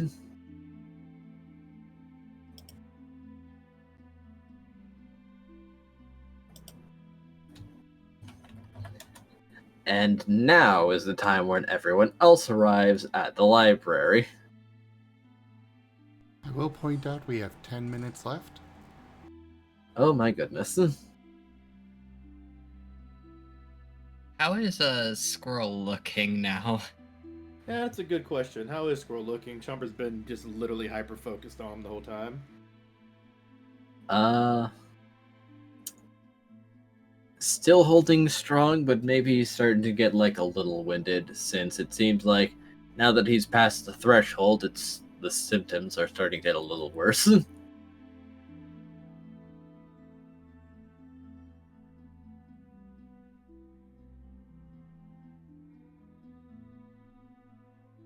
Pyra's gonna look at Sigmund.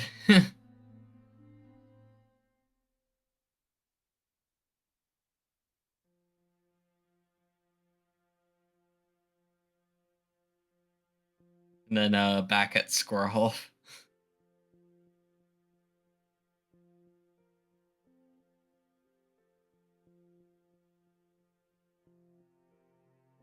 Chomper's gonna ask patiently, without like a certain tone of urgency, but just simply asks, "Hey, Squirrel, how you holding up?" I'm fine. Okay. Let me know if you want to eat something. Have you ate anything in a while? I definitely like to eat something. I want to get this ritual done, though. Okay. The heck was that? Stem toy. Ah.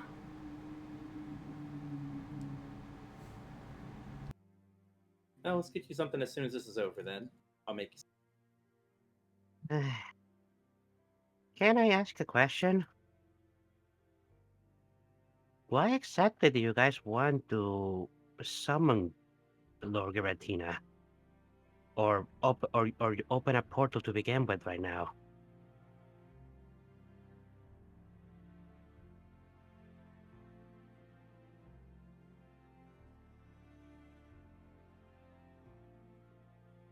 Hello. Hello. Hello. Pyro is just remaining silent. Humper's remaining silent. He's waiting for a Squirrel to answer. Scruff is still outside Sigmund's house. I mean, they haven't gone inside yet anyway, so. Well, no, we're at the library now. Well, yeah, but Yep. they haven't never said when inside the library. It's just you arrived, so I thought this Yeah, was outside. they probably would just walk in though. Not a problem.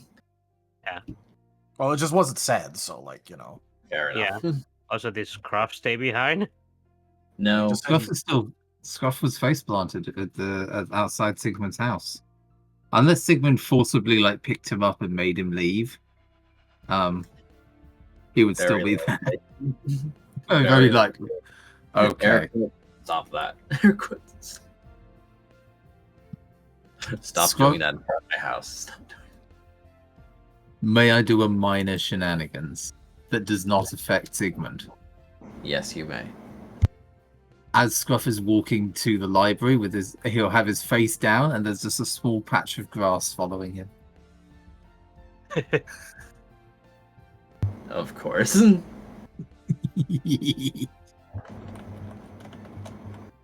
So he's. Yeah, Scruff is with him then. And I'm just saying in character with it, but anybody going to answer my question? What was your question? So why exactly do you guys want to perform the ritual? Why do you want to summon Lord Giratina, or open a portal to the destruction realm, if not summon him? Well, they want his blood because Squirrel's now carrying Noah. But please, isn't that dangerous? Well, apparently they've done it before, so I'm just going to observe and provide guidance as I discover things. As you can imagine, I've never been to one of these rituals, nor have I had the privilege of witnessing whatever properties Lord Giratina's blood has. Maybe it's not corrosive, like generally. I see. Well, I suppose then I'd be mightily happy to perform the ritual for you then. By all means.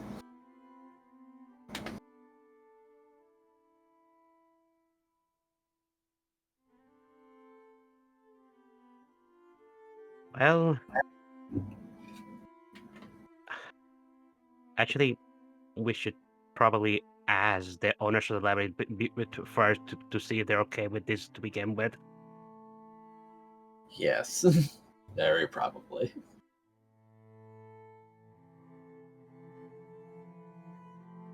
Oh, yeah. Elba will go into the library. Well, there's Vane, there's Kaza and Rella sitting at a table, and then there's Bian. Ooh, and the rest.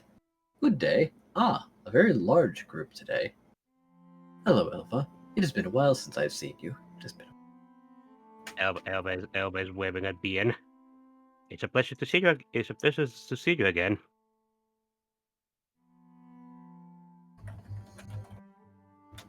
So, how are you doing? Things have been very turbulent, let's just say, but I suppose I'm doing mostly fine. And I guess we have a bit of a favor to ask you, Elba says while poking his hands together, his flippers together. Go ahead. Elba is going to rub the back of his head and just say, I mean, some people here want a bit of a ritual to be performed, and apparently your library is a good location for that to occur in, and it's a bit And it's a bit of an awkward of an ass, but yes, that's basically it. It's a ritual to Elbert looks like he's having a bit of a hard time finding his words, but he just straight up blurs it out. It's a bit of a ritual to open up a a a, a portal to the distortion realm. Ah, Why are you wanting to perform that ritual here?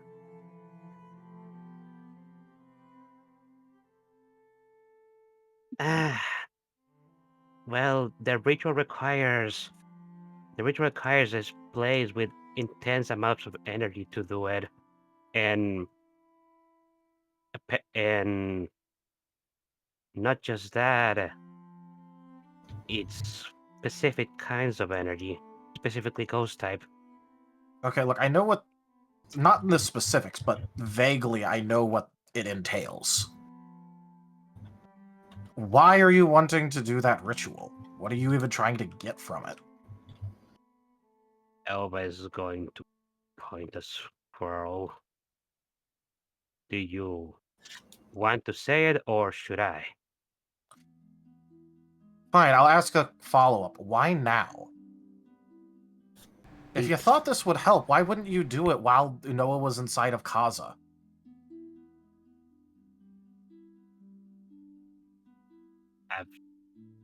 I've just been made aware of all this. And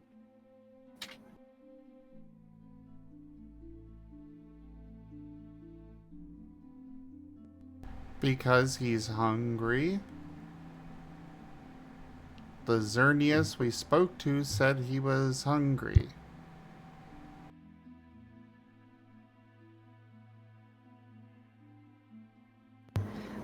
While Noah was in my care, I used to feed him Giratina. You cut out. I didn't know it was Giratina's, but... Hold on. yeah, but Shia will speak up. Well, while Noah was in my care, I used to feed him Giratina's blood, and it seemed to satiate him quite well. So, ideally, if we could get some more of that, it could be beneficial to Noah. It could be, but he's also undergone an extreme and drastic energy change, and that's before he lost his invulnerability. So you Wait, don't think it'd work as well? well, that was his only proper substance as far as we knew back then. But in the state that he is right now, honestly, I honestly couldn't tell you. The fact Look, that I guess I'm not against getting the blood, but maybe check to make sure it'll actually do good and not harm before letting him consume it. I did mention this a couple times, but, you know, he's not invulnerable anymore. I have a question. How is he gonna eat the blood through Squirrel? Does Squirrel have to eat the blood? How does this work? that is actually something that I was thinking about myself. I mean, I kind of assume that Squirrel is thinking of eating Giratina's ichor, but I would very much I You would know, very much. instead of assuming, you could just let me answer. Okay, then what are you planning to do? Go ahead. The floor is yours. I was planning to try and put the stick that I used to bring him into my body into it, see if that has any effect. If not, then I was going to try to guide him to it. Actually, eating it myself was last resort, if at all. Elba's going to put his flippers together. I mean, if Noah is inside of you, it's going to be interacting with your body. It's going to be interacting with your body one way or another. If it is dangerous, it's going to be bringing you harm, Squirrel. Hmm. And why does that matter to you? Elba just put his arms on the side. Weren't you two friends back in your old adventures? Right? Yeah, and then assassins came after me.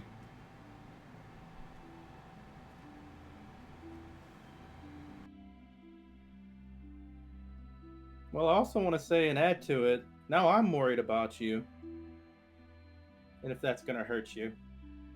I don't speak for everybody, but I definitely will say I'm now worried that you're going to get hurt through it now. And I'm going to say, from what I'm hearing from him, he sounds like he cares about you.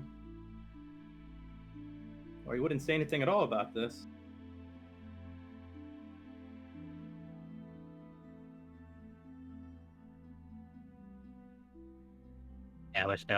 Elba's just silent right now. He's just staring into the distance.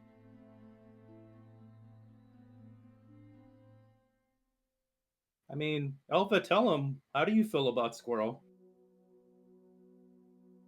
Whatever did I do to make you think that I don't care for your well-being?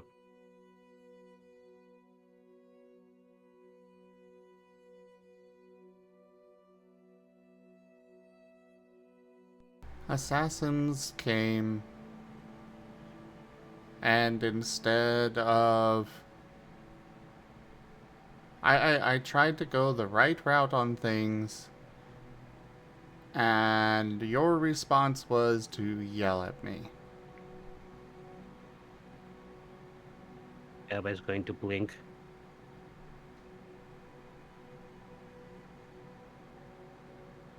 Then give a bit of a sigh. Then it was to just generally get very mad at me over it. And in the end, you're now living with them. And then you brought them with you to where I'm at. Elba's just going to look at Squirrel, like, very, very intently.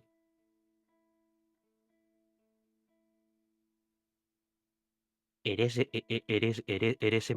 my fault that I am that I am now half of the chaperone of those two assassins. It is also not my fault that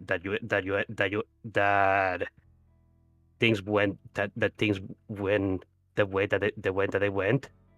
You know, you ended up saying something interesting. You said that you tried doing the correct route, and you know what, Squirrel?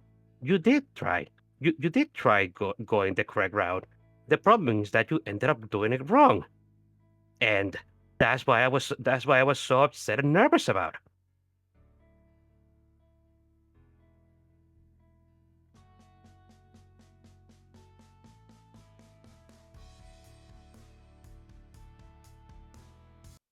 Just because you try to do something good doesn't mean you will actually succeed. And with something with something that delicate, things going wrong could be so disastrous. That's why I was very nervous and upset.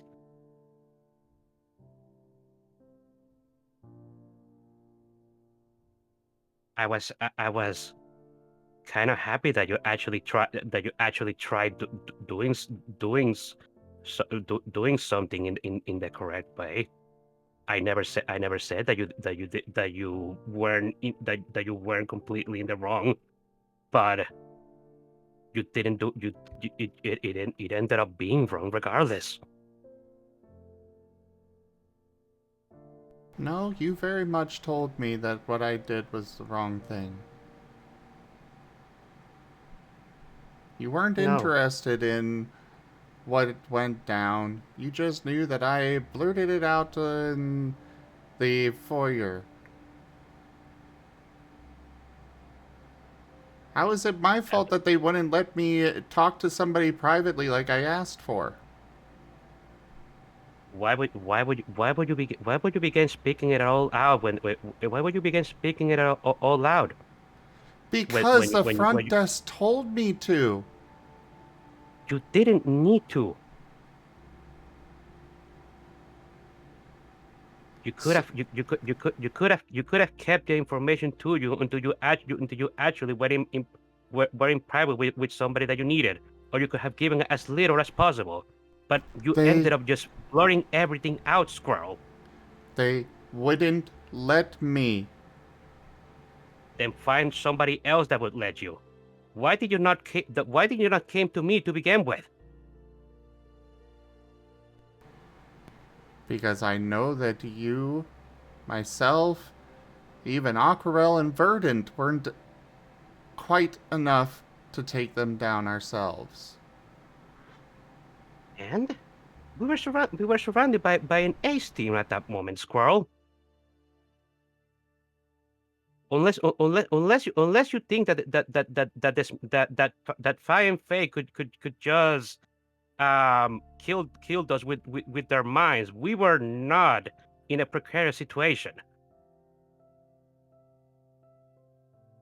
It was still scary. It was still scary that they were around to begin with, but we weren't defenseless.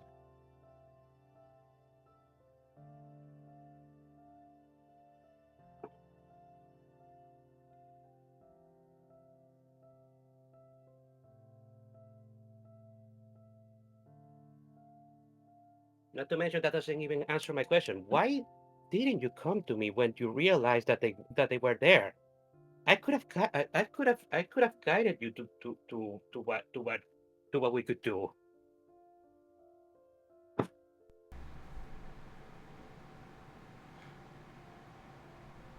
Jumper makes a visual look from that. They were coming after me. In that moment. Me going to you would have put you in danger.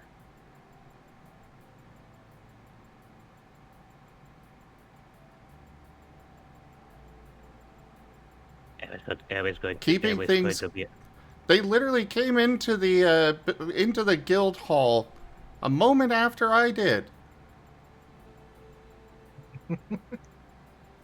Elva's going to give a bit of a sigh. So you wanted me to go off to somewhere private where they would have the the privacy they wanted and needed to actually enact what they wanted there? Well, again, Team Alien was with us there, so we wouldn't have been alone. They were scattered all over the place.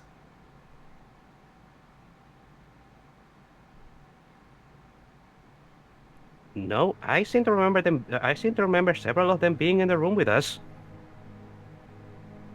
They had to be gathered. They were all throughout the town. And if a fight broke out, who's to say we could have even gotten them?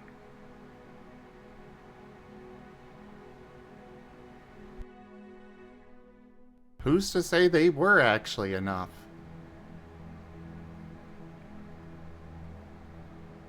Again, Verdant and Aquarel were far stronger than us.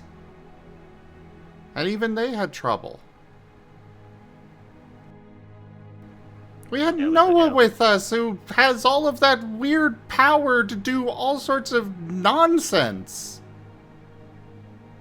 Elva's going to just wrap his arms. I would please just don't discount me from this entire team. I ended up contributing a lot to our little encounter with them. Even if in the end it was mostly Noah doing all of his magnificent powers.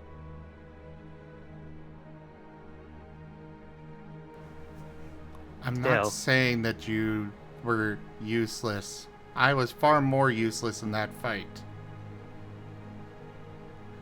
That doesn't mean that I was going to put us at risk.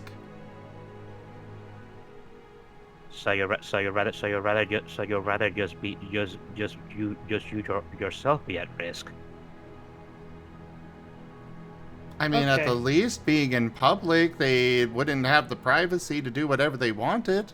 They'd have a bunch of Guys! eyes on them. I have Elvis, to say something. Elvis going to look at Chomper with a scary expression. What?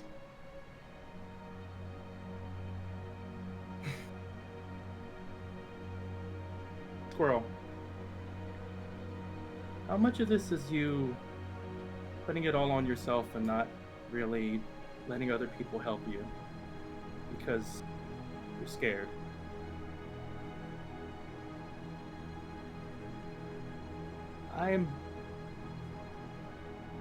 Sounds like all this is simply because, well, Elva is scared of what could have happened, that you could have got hurt, that things could have got worse. And you seem to be scared of hurting your team by bringing them into things. And well, you're doing it again right now with Noah. I can tell you're not looking too good. And after hearing all this about the blood, I'm scared to bring it up like Elva was. But I don't think you should do the blood thing. And I definitely don't think you should be by yourself with Noah taking all this burden on yourself. There's a difference between determination and stubbornness. I think there's a better way. I just don't think you're hearing us. Of course he's not hearing us. Stubbornness is what get him into trouble in the first place. Elva, I think you need to be a little softer on him, because he doesn't mean to do anything, he does. He's trying his best to do the best he can. Elva is just giving a bit of a grin to Chomper. I know I'm one to say that. But I'm just trying to... I need to be a little softer, huh? I mean, being a pickle softy ended up getting me a door shove in my face.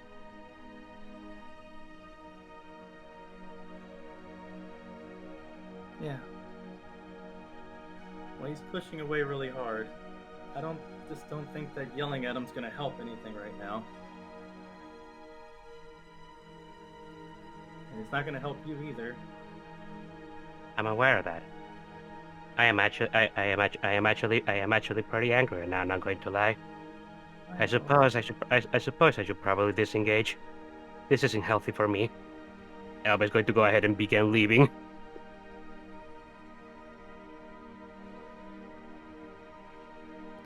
Bean might direct him to some reading rooms for some quiet time amidst the pages.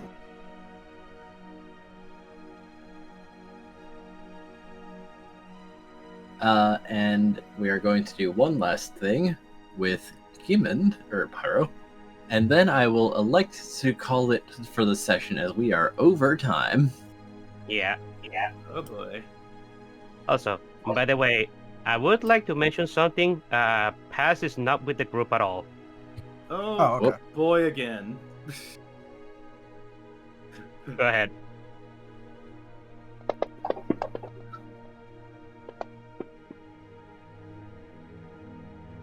Definitely soloing that one because of what this is. Remember, Vigor Overcharge exists. Yep. Also, I like how throughout all of that, no one actually brought up what Squirrel's mistake was, but I guess that wasn't exactly what where a bunch of people were actually thinking about it. What was Squirrel's mistake? But he stood there just talking to the receptionist and going, "Oh, they're assassins, right?" And so they're talking there for a while because that's the only reason why the twins saw him. I did. Oh no, not the guild receptionist. The receptionist at the smithing school. Oh, okay. No, yeah, that was When he was like, oh, you know they're assassins and they're evil, right?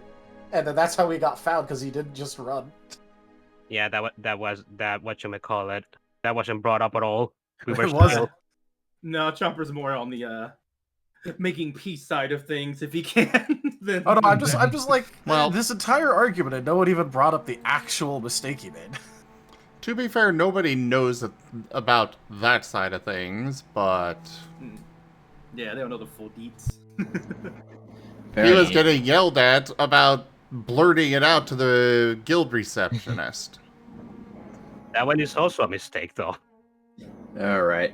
So, Squirrel, the ticker has passed, but I didn't have a good time to interject. You'll be taking 2 additional exhaustion. And Pyro, what fortuitous timing. I'm debating if I should vigor the 9 or the 6. 9 is always better because it'll explode, and I mean, you have the chance of getting a 1, but you also have the chance of getting more 9s or 10s.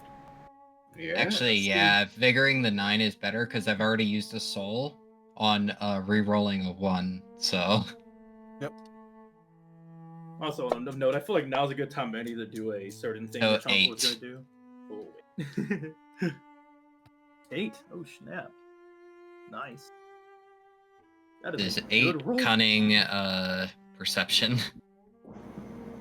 All right. So,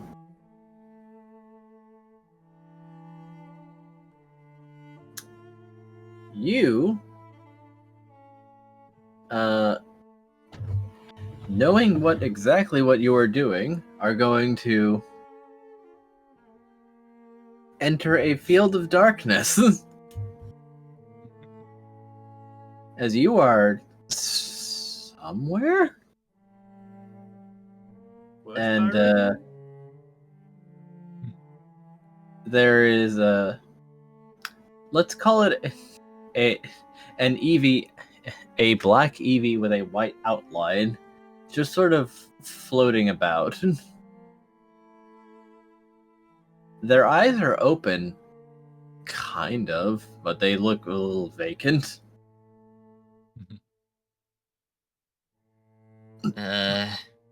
Hey there.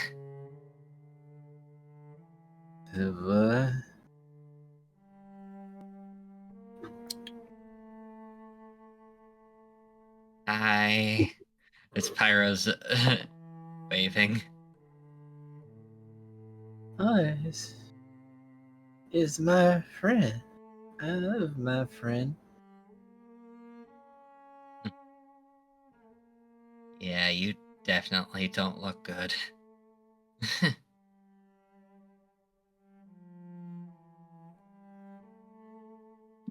It's going to like scoot closer through the air, but it is a little cold to the touch. But he is there, as roused as he can be.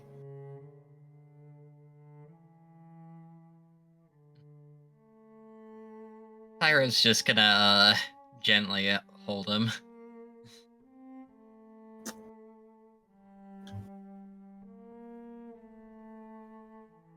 So, how are you taking all this so far? What?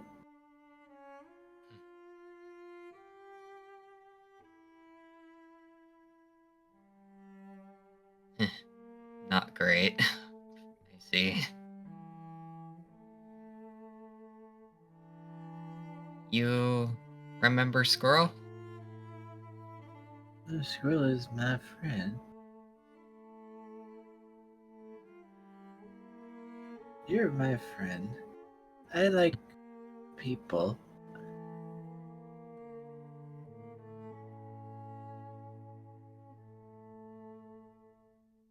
People Yeah. don't always like me, though. Well, we like you. I like you. You're my friend. Yeah.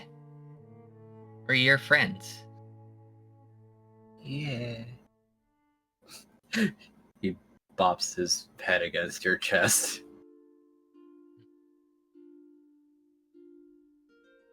However, your friend out there is, kind of in trouble. No. That's... Oh, what? What is this?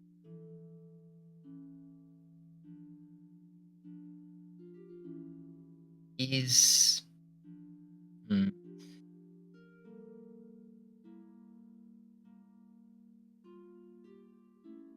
He's trying to help you, but at the same time, he's hurting himself.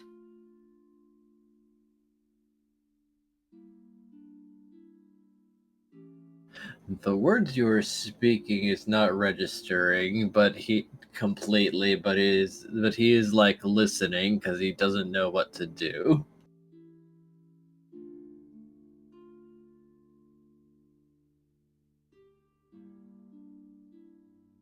He definitely can be stubborn, but he's a friend. I tried to offer to take some of the burden off, but I think it'd be best if you said you wanted others to help you. I want a friend. Friends help friends. He's just going to start climbing onto his shoulder and then around him. Almost like he's kind of gripping or leaving some kind of mark. You help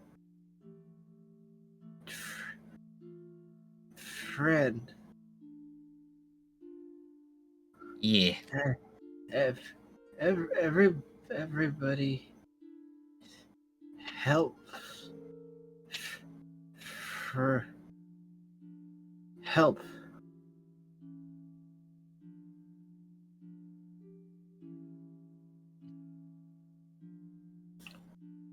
He seems to be getting slightly agitated, but it's just coming at the cost of his vocabulary.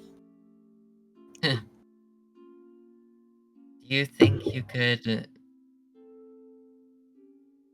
tell Squirrel you want the others' help? He's going to look around, not quite sure, but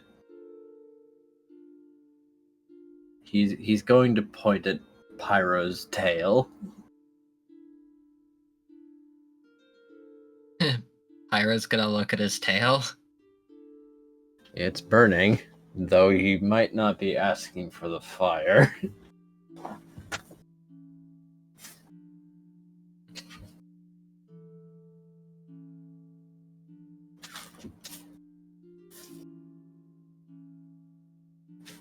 Do you accept his anonymous deal?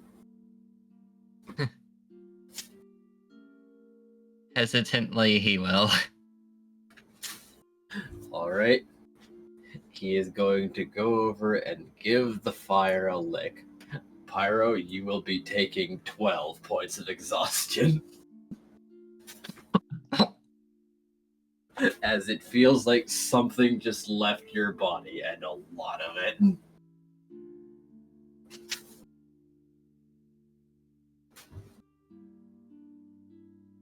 All at once.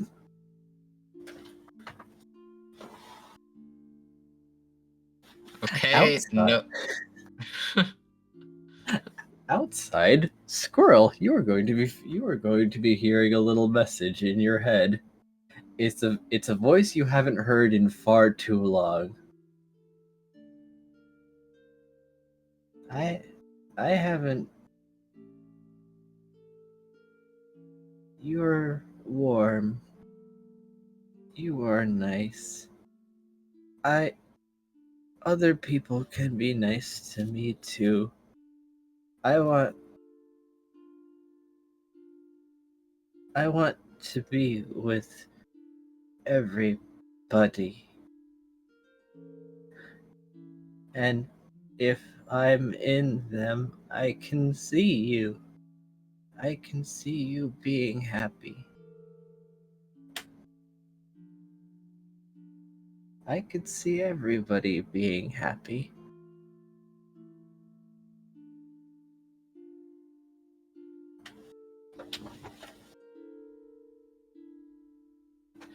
And that is the message.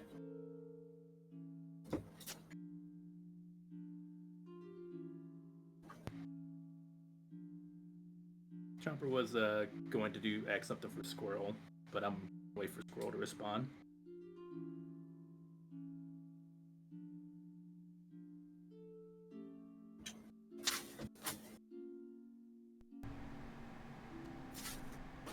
I guess I will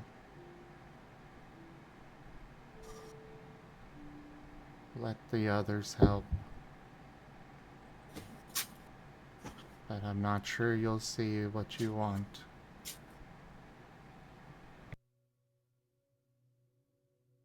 What was that, Squirrel? That was in his head. Oh, okay. I guess Chomper will go ahead and go with what he was going to say. Noah, content Noah will fall back to unconsciousness.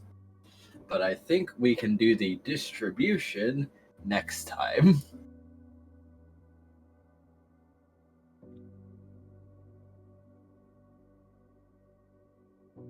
As we are And half an hour past time. I guess I'll do a little explanation on what this was. Let's go and let Rex say what he was going to say, and Okay. then we can save the explanation for next time. Okay.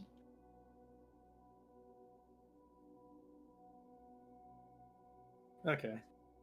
Chomper just kind of walks in closer to Squirrel.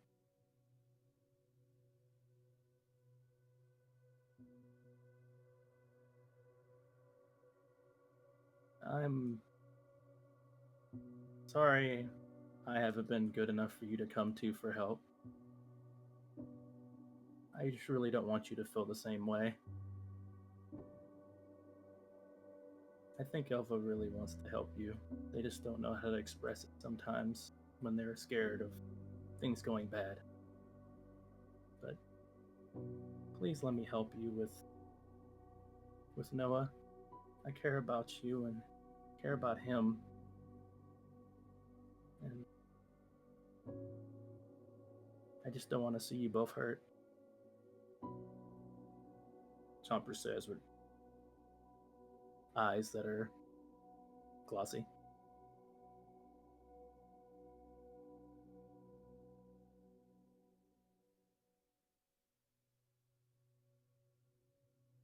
And that was it. They extend a hand, but that's it.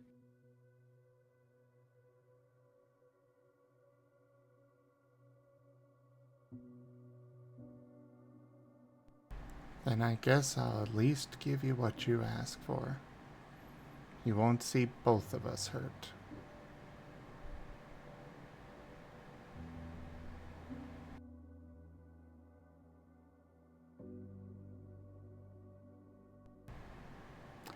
And thank you everybody for joining us today for Lost in Chaos Scar. Check out our website, zgfgaming.com. We've got links for our Discord, Telegram, Mastodon, Blue Sky, Patreon, and more. They are on the website as well as down in the description below through our link tree. Thank you to my patrons, tippers, and subscribers. It is your support that keeps this channel alive and going. I cannot do this without your guys' help and your support, so thank you. consider becoming a patron over at patreon.com/zgfgaming. It's one of the best ways to help out the channel, though you can also do so by sharing the stream around, grabbing packs of cards to stream loots, using our Humble Bundle partner link, or sending a treat through TreatStream. But for now, thank you so much for joining, and I bid you all the most fondest adieu. Bye-bye. Goodbye. Duke. Bye bye.